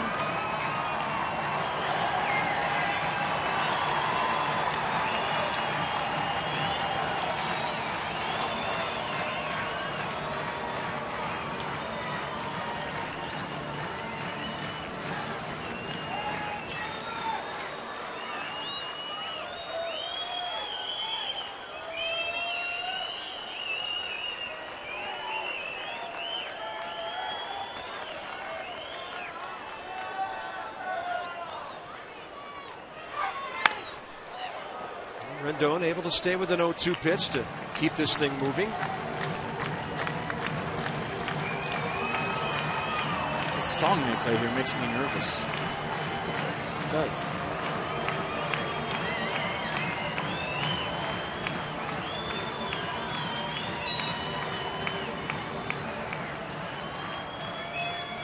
Third base, Span. First base, Worth.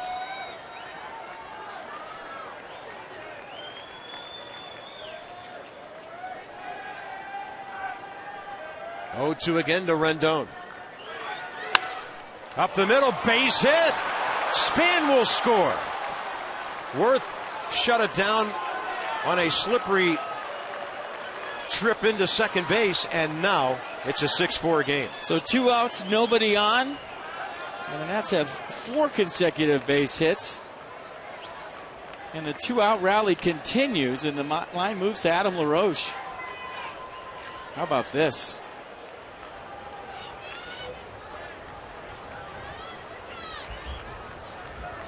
Zach Walters with a bloop single got it going. Yeah, and that thing just got through the infield. So that was Anthony Rendon's 54th RBI of the season. Jason Worth checked in with his 56th. And the Nationals have actually out-hit the Rockies now, 12-11. Well, this is where you got to get Soriano tossing a little bit in case LaRoche goes deep, and I think I see him down there in the forest somewhere throwing. Somebody's throwing down there. And here's your career matchup. LaRoche 3 for 7 against LaTroy Hawkins. Won the game last night with a home run. Tying runs at first base with 2 outs in the 9th.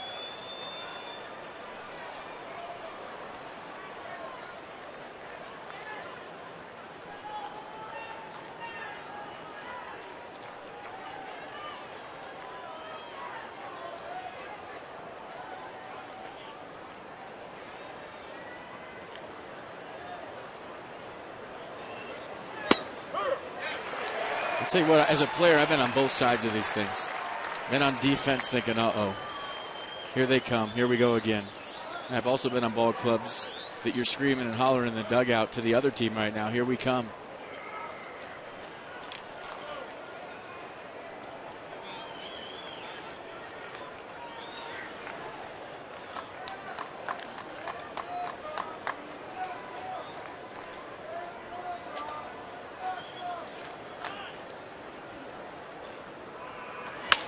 And LaRoche to the shortstop.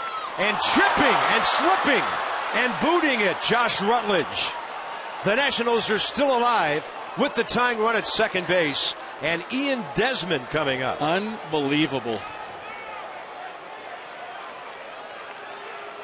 Game on. You talk about right man, the right spot, getting Ian Desmond, who's absolutely hit everything on the barrel this whole series to the plate. It looked like this is a game ender. Ground ball to Rutledge at shortstop, and for some inexplicable reason, maybe the dirt and the rain here slips, And LaRoche gets to first base, and now the game moves to the guy who's had the best series offensively for the Nationals, Ian Desmond. Third Colorado error of the game. And nothing coming easy for the Rockies. Desmond today 1 for 4. In the series 8 for 12.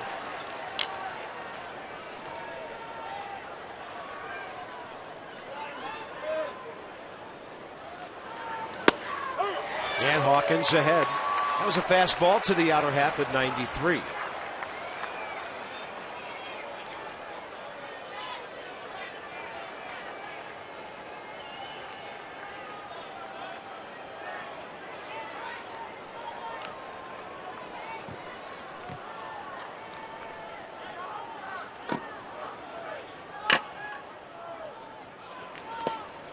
And that one skipping in the dirt, and Worth was well down the line.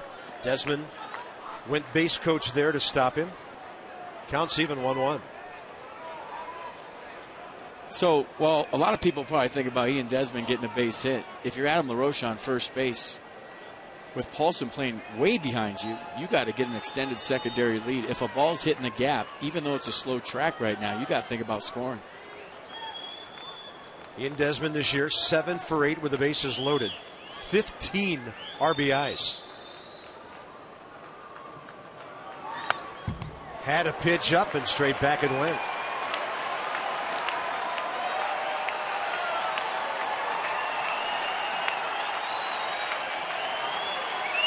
They're dying hard like they have all season long, and this gives Rendon a chance at second base to get a good jump. He sees the bat go in the zone right here. He's taken off before contact with 2 strikes and 2 outs.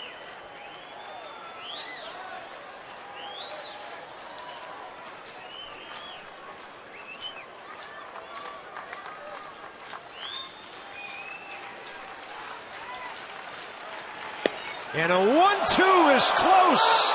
Desmond takes it, and it just did miss. Wow. Down and away? Or down and away? Pretty good pitch. Rockies wondering, what do we have to do to get an out? Well, Desmond gets time. 6-4 game. I don't think Ian Desmond's taking another one.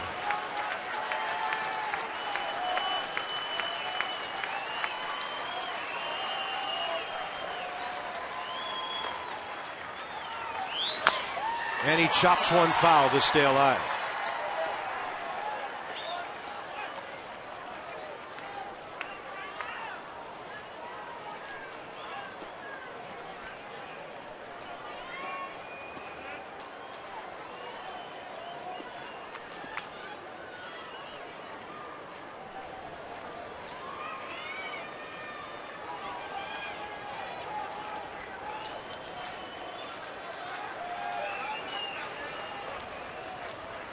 Rendon gets his lead at second. Worth 90 feet in front of him. LaRoche at first. Target inner half. Desmond fouls another. Well, you got a pitch to play with in some senses if you're Hawkins right now. You really don't want to go to 3-2 because that gives Rendon a head start, LaRoche a head start. But with Ian Desmond chasing the high fastball, you could climb the ladder right now because he's in swing mode. If you can throw higher than high right here, you might get Desmond to chase. Because as we've seen with 2 strikes, Ian Desmond likes to swing. Now the hitter getting time.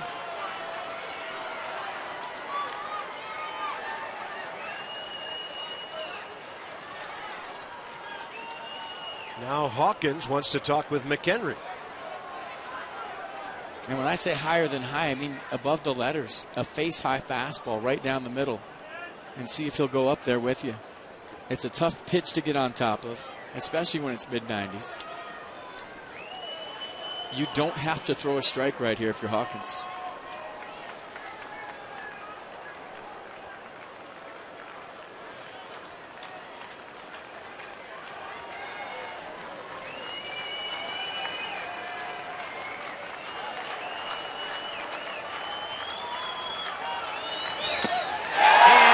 Desmond can't reach the breaking ball, down and away. A pretty good fight right there. They gave it everything they had in the ninth.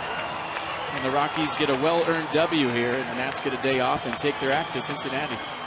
Rockies win it 6-4. They salvage the last game of the series. 3 hours and 17 minutes. Quite a battle.